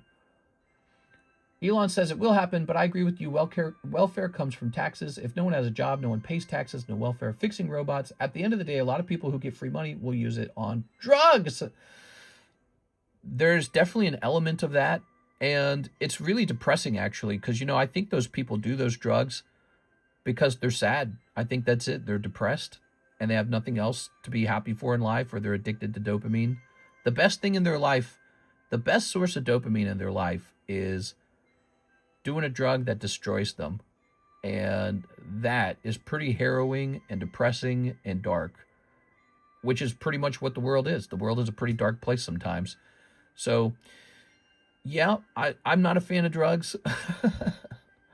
I've seen it destroy people. It destroyed my brother-in-law completely. He became a schizo. He became a paranoid schizo and went to jail. That's my brother-in-law. Karis's half-brother. He did synthetic weed, and it caused like a major brain injury. And then he just went totally crazy. He was like a different person. He was talking about like the alien and government, and he was like rapping over the phone. He never rapped. He never did anything like that before. So he like changed personality types completely. Threatened to like set a school on fire, attack someone at a gas station, jumped off a bridge, broke his leg, went to jail. And so that guy's totally nuts. And it's all because he was doing synthetic weed, which I think is like weed mixed with something. And it caused brain damage. So, yeah, it's pretty interesting.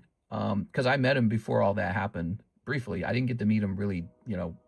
I didn't spend like multiple Thanksgivings with him because he did this problem with the drugs right after I met him. And it was pretty sad. It was pretty bad. I love drugs.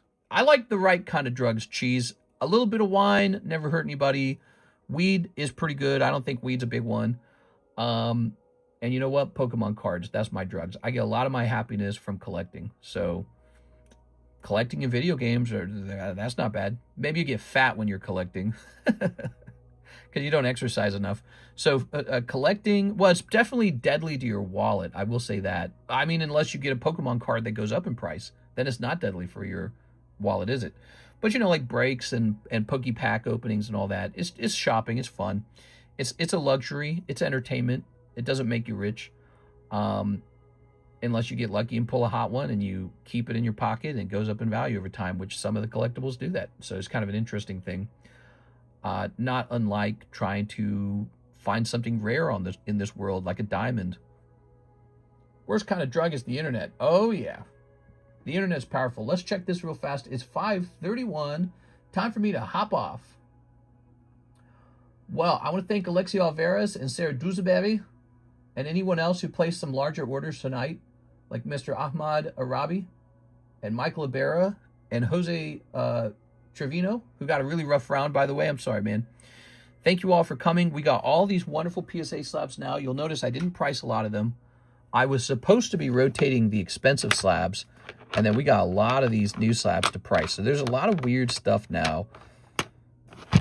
This was Karis's submission. She chose the cards that would go because I was trying to have fun with her. And she just chose like a lot of non-Pokemon stuff. So like this Devil Hunter Makima and a little bit of Pokemon too, though. So we'll see that as well. But we've got 1,000,001 slabs to price now. I want to get them all priced up. I want them at a good price. I want to put them in the breaks. I want to put them in the live customs, the Poke Shuffles, the other shuffle, whatever it is, and start seeing some of these move over time. And then there's just a lot of cards coming. You know, we got Weiss Brown Dust on the way. We got some One Piece promos that will get graded. What's the next One Piece set? And then there's the Pitch Black set's going to come out. And I guess there's a new Rayquaza set coming in Japanese. And then eventually the 30th anniversary. There's a lot of stuff on the horizon. So it's a pretty, it's a smorgasbord of collecting right now. And I'll continue to probably focus on vintage, especially these poker cards. I'm pretty happy with the grades I got on the Tyranitar and the Charizard here. Let's see. Fake. Yeah, these Tyranitars. Dang, that looks cool. There's an Ace of Spades Pikachu 10. I'm sad that one got a 9. And then these guys. Wow. So cool, man. So pretty happy with those, and I'll just keep stacking them. That's one of the nice things if you want to be a poker card collector is, you know, at least one YouTuber guy is going deep on them and not quitting. You'll probably see me stack a bazillion of those. I did a website order. All right, let's take care of that. Oh, maybe you placed a new website order. Is that what you mean to say? All right, hold on, let me look. Oh, I see. Your current one looks very similar to the previous one. 5 Fortnite Series 1, and those are new, right? Yes, it's a duplicate of the same order. Okay. So I got to go get some more Fortnites. I'll be right back. Let me go get them.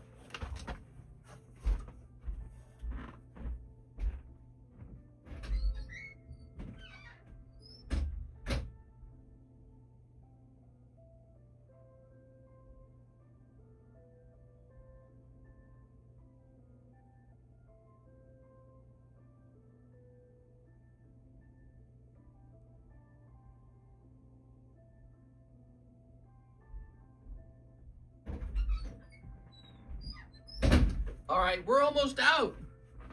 We are finally almost out of Fortnite. Oh, we've been selling this one for a long time. We've sold so many of these. Like 6 cases of it. 6 cases of Fortnite. Sent a small order on Venmo. Okay, I'm going to look at that. I'm going to wait for the 30th anniversary. I'm going to go deep on that set. I'm pessimistic on it. I'm pessimistic. I am, because I assume they're going to print it into the ground. But also, look at the 25th anniversary set with like Gold Star Umbreon and all that stuff. It's so boring now.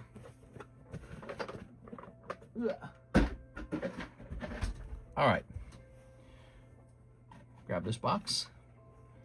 So here are the remaining packs from this box. It was exactly 4. Oh my gosh, we would have needed 1 more. All right, and now we'll put these in. What do you think about adult content for the younger generation? Has it helped them or destroyed them? Woo! That's a pretty big conversation. I think I've said a couple times, we don't know the effect that has had on society. I guess it probably makes you, I don't know, dirtier, like more perverted. Like, we tell pretty dirty jokes all the time, don't we? But maybe for some people that turns into like a dysfunctionality, or I don't know, changes their sexual identity or something like that. So I don't know. It's actually a great question. It's sort of like, we're in the future, right? And we are running a lot of experiments. A lot of the ideas that we run in modern society are brand new ideas. They're really new. Like feminism, relative to the existence of the human race, feminism is brand new. It is a brand new idea. We are just testing it out for a couple generations. That's it. It's only been a couple generations. You know, multiculturalism is a pretty much a brand new idea. We haven't done a lot of that. It's pretty new. And so here's one of the experiments we're running. There's a lot of experiments. One of the experiments is, in your lifetime, you might have seen one hot woman get naked, your wife, and then you would bang. She had a big bush, and then she'd have kids. And hopefully she didn't die in childbirth, by the way. And hopefully you were a good husband, because she couldn't do a lot because there was no feminism back in the day. So hopefully you were a good husband. So she was the one hot girl you got to see ever. And they didn't know much about sex, probably, you know, compared to what we know now, like all the crazy like fetishes and stuff like that. Nowadays, you can turn on your cell phone. This guy over here. You can turn this guy on and see virtually anything you want all day long. All day long. It's endless content out there. And there's just people producing it for money. And that's just a fantastic question, because how does that affect the human brain? I mean, it must be a dopamine thing, right? So you're not injecting like a drug, but you're getting an awful lot of dopamine that humans didn't evolve to have access to that much dopamine. So in a way, it's kind of like overeating Skittles or something like that. Like we didn't evolve to have Skittles. Skittles didn't exist for thousands of years. And then in the span of 100 years, we invented every single candy type. And now you can just eat loads of candy. So we didn't evolve for that. Our bodies, we're all getting obese from it. And so then how does having access to naked women on the internet, or naked guys, or whatever you're into, how does that affect people? Is it negative? Is it positive? I don't know. It's a great question. You do see problems in society, like people having fewer children. You know, if we were an ant colony and the number of baby ants being born cut down to like 10% of what it used to be, that would be like colony collapse, right? Right? Like people used to have like 5 kids. Now people barely have 1 kid. And so, you know, so you could be like, is this colony collapse? Is this good? Is this just like a correction? We were worried about overpopulation. Looks like it's a self-correcting issue, da-da-da-da-da, right? But some societies still do have children. And, you know, depending on if you're a nihilist or a person who believes in like a future for humanity, or that things have purpose and meaning beyond dopamine, you know, you might have a different take on whether to have children or not. But the fact of the matter is, we're just not having them. Does adult content play a role in that, perhaps? Maybe it does. So yeah, I don't know. Maybe it's having a profound effect on society, and we don't have ways to measure it because we don't understand it. Maybe if we blocked 100% of it, society would like freak out and go out and have sex with each other all of a sudden. You know what I mean? Have you ever thought of that? Like if all adult content was 100% blocked, super illegal, every country simultaneously blocks it, maybe humans would go outside and meet each other more. Because they're like, I'm a horny. I'm a horny and I can't see hot women shaking their boobies on my screen no more. Please marry me. Oh, here we go. Holographic. All right, we found one. So we don't really know what that's doing to society, but you're right. Children have access to it as well. Whether you try to block it or not, they certainly do. Them or their friend does or someone does. It's everywhere. So it's you can do some stuff to block it, but unless you're Amish, which I don't think many of us are Amish, and I do think the Amish do still have children, right? Unless you're Amish, your kid's going to get a hold of adult content. That's just a fact. And in some scenarios, like if they're allowed to have a cell phone, they could be consuming hours of it, humongous amounts of it. They close their bedroom door and do whatever they want. And no, we don't know what that does. We just assume it's probably bad, or at least it's questionable. All right. Very nice. Oh, yeah. One thing's probably true is people are probably having sexual relationships with each other that are more crazy, maybe more honest, maybe more satisfying, because nobody's hiding their, whatever it is they're into. People aren't hiding it anymore because it's been normalized more. Maybe everyone's just a dirty bird now, but like, has humanity collapsed from being dirty birds? It's hard to say. It's really hard to say. Like, maybe there's a case where it's not really a problem at all. You're not injecting anything, right? Like, you're not injecting, you're not taking fentanyl. Fentanyl, you actually inject something into your body. You're not going to overdose and die from jerking off too much, maybe. I've never heard of that. All right, look at that. Ooh. Foot lovers taking over. The amount of simping on every platform, aka social media, just enables even more thoughts to exist. Yeah, I mean, think of it. It's the prime directive. What is the purpose of existing other than to make it with another person? Because you're born from two sets of genetic code that had sex and passed the genes down. That's all you are. We do all these other things, like we make Pokemon cards. Yeah, that's like the stuff you do in between having sex with someone. It's like the stuff you do while you're waiting to go back and have sex again. That's basically life. Like, you eat, you sleep, you die, but hopefully you had sex too. And because that's where you came from. Your very existence was predicated on two people having sex. It is the prime directive. And so, yeah, I don't know. It's tough. I don't know what to say. I think it's one of those things where you leave it up to the parents to decide to monitor their children. I know what religions say. Religions say is absolutely horrendous. So there's no question from them. They think it's terrible. That's fine. But let's say you're not like, you're not getting like your rules from a 2,000-year-old book or the guy in the sky. Let's say you actually have to reason with science about it. It could lead perhaps to lower self-esteem, maybe like sex addiction, I guess, is a thing. Maybe it leads to some sort of dysfunction. I don't know, dysfunctionality. But it would definitely turn you into a pervert. I think society overall is going to be more perverted. So everyone's going to be a pervert over time. That's probably for sure. Terry, he says 4 Poke Shuffles. Yes, sir. All right, 4 Poke Shuffles. Yeah, everyone's going to be a lot more perverted over time. Everything's going to get more normalized. Like, you're going to talk about some sick sexual move, and everyone's going to be like, meh. Yeah, my wife and I were just doing that one. You know what I mean? So yeah, that's probably one prediction I'd come out of there, is everyone's going to be a lot more knowledgeable and perverted when it comes to sexual activities and fetishes and stuff like that. It's not going to be as unusual.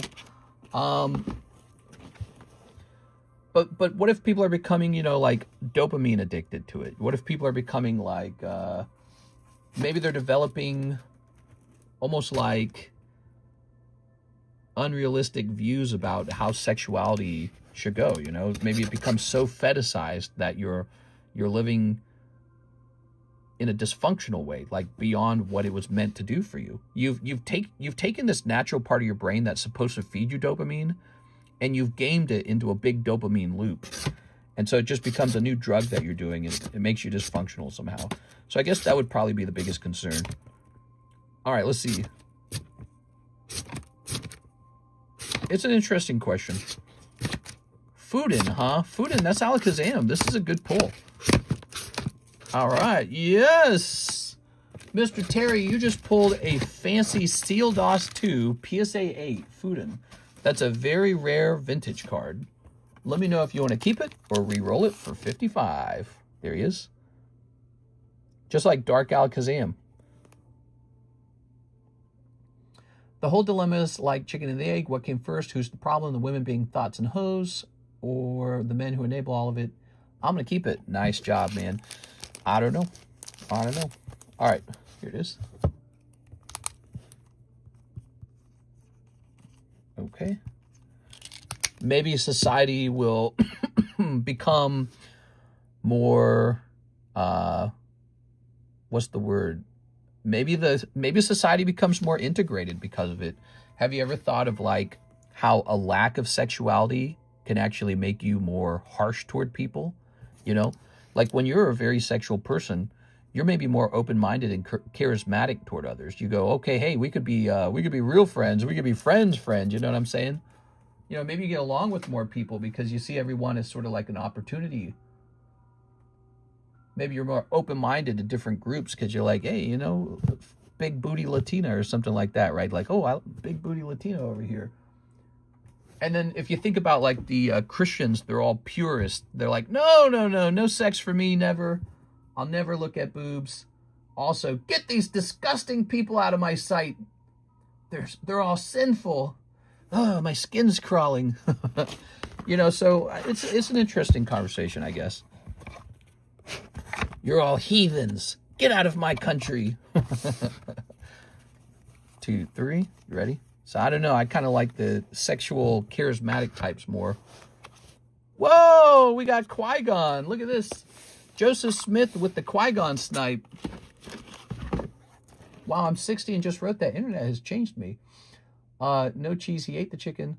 People were perverted before the internet. Karma Sutra. Yeah, but those are the Indian. I'm just kidding. Those guys are Bob's Vagina. No, okay, let's find this. Yeah, those guys were living it up back then. They knew what they were doing. Is that like a huge bragging rights? Hey, we wrote the Kama Sutra before the internet.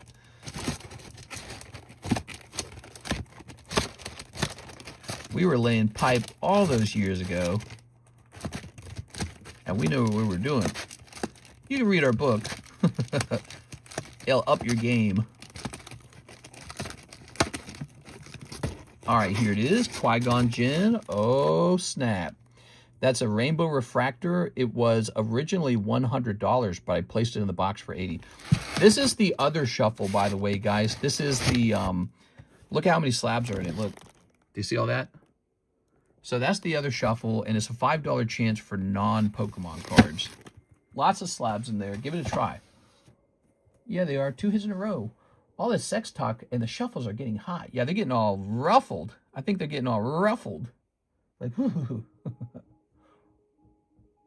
let's see. Hey, mister, I have like a really small bag, but I have like 4 to 5 slabs now. Do you keep them together or separate? The slabs are put into the shipping area in a box that has like alphabetical ordering. So your slabs are kept separate. All right, let's go. I'm going to be dumb and re-roll it. All right, so he's going to re-roll it. It's going to go down to 70. So 70, what is that, 14? You're going to get 14. Let me put this guy back up here. And let me grab this box here. All right, so he needs to go back in for 16. What was the Luxio battle? The Luxio battle. Yeah, it's a card that Miss Six is in. It's a gym break. Oh, not this one. Not this one. Why you guys all want to do business when I need to be going to bed, man? The sun's up. I got to go to bed. Where is it? This might be it. Here it is, Luxio. All right, so that's the Luxio in question. $40, 1 and 2. 6 is one of the people in it. 1, 2, 3, 4, 5, 6, 7, 8, 9, 10, 11, 12, 13, 14, 15, 16. There we are. Mr. Thoughts on the new Captain America rival skin that has a massive erection? What? I don't know what I just got asked. What are you saying? All right, so that's 18. And now you're going to pull, or it should be 16, right? That was 16, right? And you're going to pull 14 back out. Mike Side, give us a new emoji. Well, I don't know, Mike Side. What do you think of that Supergirl That's her name, right? The Supergirl cup from the new movie, the one that looks like it's Fleshlight. 1, 2, 3. 1, 2, 3, 4, 5, 6, 7, 8, 9, 10, 11, 12, 13, 14. I just want to hear Mr. talk while I work. It's very comforting. Oh my God. Here's... Oh my gosh, we're halfway through. Please have something. Pramip. Wheezing. Rotom. Oh no! Oh, the most painful reroll ever. That's a huge reroll, and it is a miss this time. I am so sorry. The Dune popcorn bucket was better. I like the deep popcorn bucket. I'm so sorry, man. That sucks. Well, if you think about it, if you have cards going in there for $100, that's like a 20 spot round. This would be 14. Let me put this here. Let's just see if something pops up right after. Nope. Actually, here, let's take the next chunk and see if anything was close. Destroy it. Sandy Cheeks. That's what it was. You were close to Sandy Cheeks. Damn, dude. I'm sorry, man. That's rough. A. Perez just ate all the pulls. Hey, Perez, stop eating them. All right, I'm sorry, Mr. Joseph. You know what? Don't sweat it, man. Let's see what's next. So there is a Mr. Robert Wright order for the dog gym break. The dog gym break. Well, this is a $40 break. Maybe you're thinking of Frog Mario. You're talking about this guy? Frog and dog are pretty similar. That guy looks kind of like a dog, but you might mean this. So I'm going to place you in there. The only thing I feed is my foot on your stupid face. Don't at me. Here we are. We know you're a feeder. Here it is. Now I'll send 20 more. I did my math wrong. Okay. So that's the luxury activating. Oh, my back's hurting. Ugh. Dude, we're almost at 4 hours. We got to wrap up. Yeah, the sun's up. My window's foggy. That means it's really, really humid outside. Okay, we're setting this here. We're setting this here. Okay, so one person walks away with the hit. The other person misses. That is a gym break. Gym breaks are pretty fast. We had like a gym break day the other day where like 20 gym breaks went by. People were just hauling ass on them. They'd go through one and then another and then another and then another. You're into feet too, Mary. Feed me next. I pulled so many cold ones out already. All part of the game. Yeah. That Qui-Gon, he's ugly and all. Man, maybe it's tricky, because I can see why you'd want to re-roll him. Because it's just like a dude, you know what I mean? Maybe, yeah, I don't know. It's tricky. It's tricky. If you ever want to lock in the win because you're worried about the re-roll, you can always keep the card and resell it on eBay. Auction style, consigner. You can have me consign it to the table. It might not sell, though, unless you did like a special low price. And then just trying to think of what else, Yeah, it's if it's ever a card you're worried about losing the value of it, don't re-roll it. Keep it. And then you can just resell it. You have the option to resell it. All right. But, the re-roll makes it really convenient to resell. You're reselling it for, what, 90% of its value. But the trick is you also have to spend that money on a new round of cards. So I guess it's just bad luck for you. That's all. It's bad luck. Yeah, it was bad luck.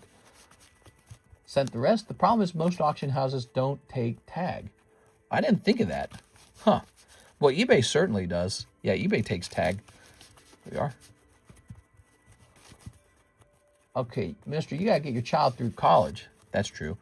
I don't know. Will my child go? Will there still be college? Here's Gyarados. Here's Eradicate. Round 1, 6. Round 2. Oh, you might be losing, Robert. 6 just pulled Mewtwo. How about Ditto? How about Computer Search? Scaladirge!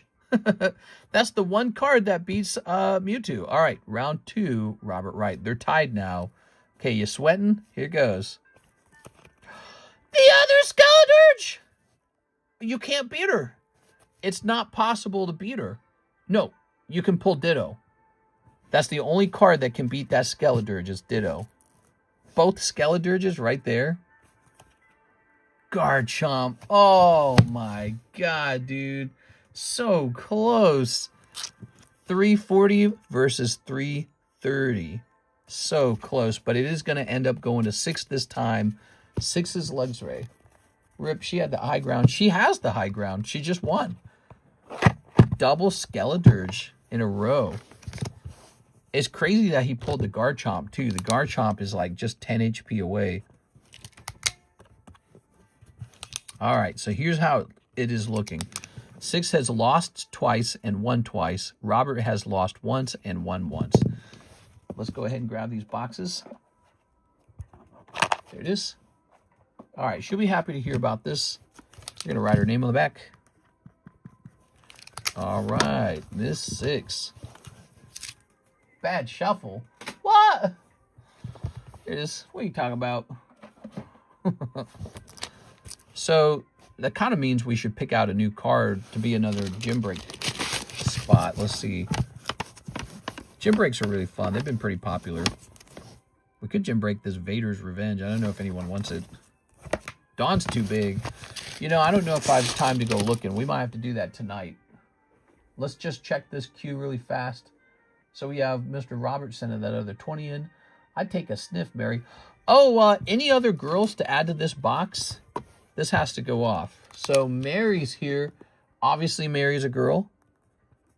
Mary. Any other girls? Alexis came in for work. Do you think Alexis should be on the list if she came in for work? I bet you Mark would say yes to that. Yeah, today Miss Alexis worked. She's a girl. I kind of been not putting her in any of the giveaways. Like I used to do that, but then she started winning too many of them. I'm sure she is, mister. If Mary is a girl, I'm a girl too. Me, says Mike Side. I'm a girl. Ooh, ooh. Let's see. Alexis has won enough. Well, it's interesting because we have a 6-sided die and there's 1 spot left. Can you tell the story how Mary lost a lot of potential returns on the girl cards she sold? So Mary bought a card called the Lily Battle card. It's Battle Day Lily. There we go.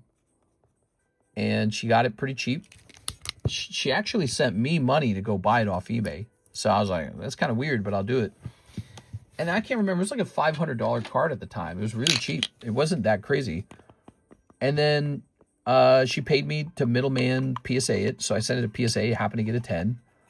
And then I didn't think much of it for a while. Then she comes back one day and says, hey, this is an expensive card now. You need to sell it. And so she gave me the card. And after doing a bit of research, I chose a crazy high price of $15,000. No, I think it was $17,000. And I received an offer for $15,000 and I accepted it. And so she goes from having like a $500 card to like a $15,000 card. I took a consign fee and then I took a tax fee. And then she got the rest. Oh, and eBay took a 13%, of course, or whatever it was they took. And but after all that, she got a pretty good chunk of money. So Mary got a nice chunk of money from that. It was a pretty good flip. Of course, if she had kept it, that would have been better, right? Because Pokemon went pretty crazy. So now that card might be worth like $70,000. You can't beat up Mary on that because a lot of people did that. A lot of people sold their good cards back in like 2021, 2022. Not expecting them to become unbelievably expensive in 2026, 4 to 5 years later. Here goes. Landing on 4. Look at that. Going to Beatrice. So not Miss Alexis this time. It's going to be Miss Beatrice. All right. We'll open this up at the beginning of the next stream and pick out a new giveaway at that point. Put Karis in there. No, because Karis and I we're married. It'd be like giving it to myself. We are. I don't mind giving it to Miss Alexis, but Karis and I, we don't want to take your free stuff from you guys. All right. Mary is a 60-year-old man. I'll stand on that hill. Can you tell the story how Mary lost a potential return on the girl card she sold? Yeah, the truth is Miss Mary actually made a lot of money from that card, especially for that time period. She did a pretty insane flip, and yeah, it's pretty impressive. And a lot of people made fun of me for that price. When I said I wanted to sell it for $17,000, you know how many people came in and told me I was wrong and told me that oh, that's, you know, that's a pipe dream. You can't sell it for that much. What a joke. And I told him, I was like, you're wrong. I think you'll sell for this. And then it did. Yeah, I got an offer from a guy in Hong Kong for the card for $15,000. And I was like, damn. And so I accepted it right away. It got shipped to them, and that's the story. Sleep well? Yeah, I'm hopping off. It's 6:01. I'm well past my sleep time. Let's see. Yep, looks like we're all set. All right, cool, man. I'll see you guys in the next stream, probably the Sunday night stream. It's Sunday, isn't it? Sunday. I'll see you there. See you later, everybody.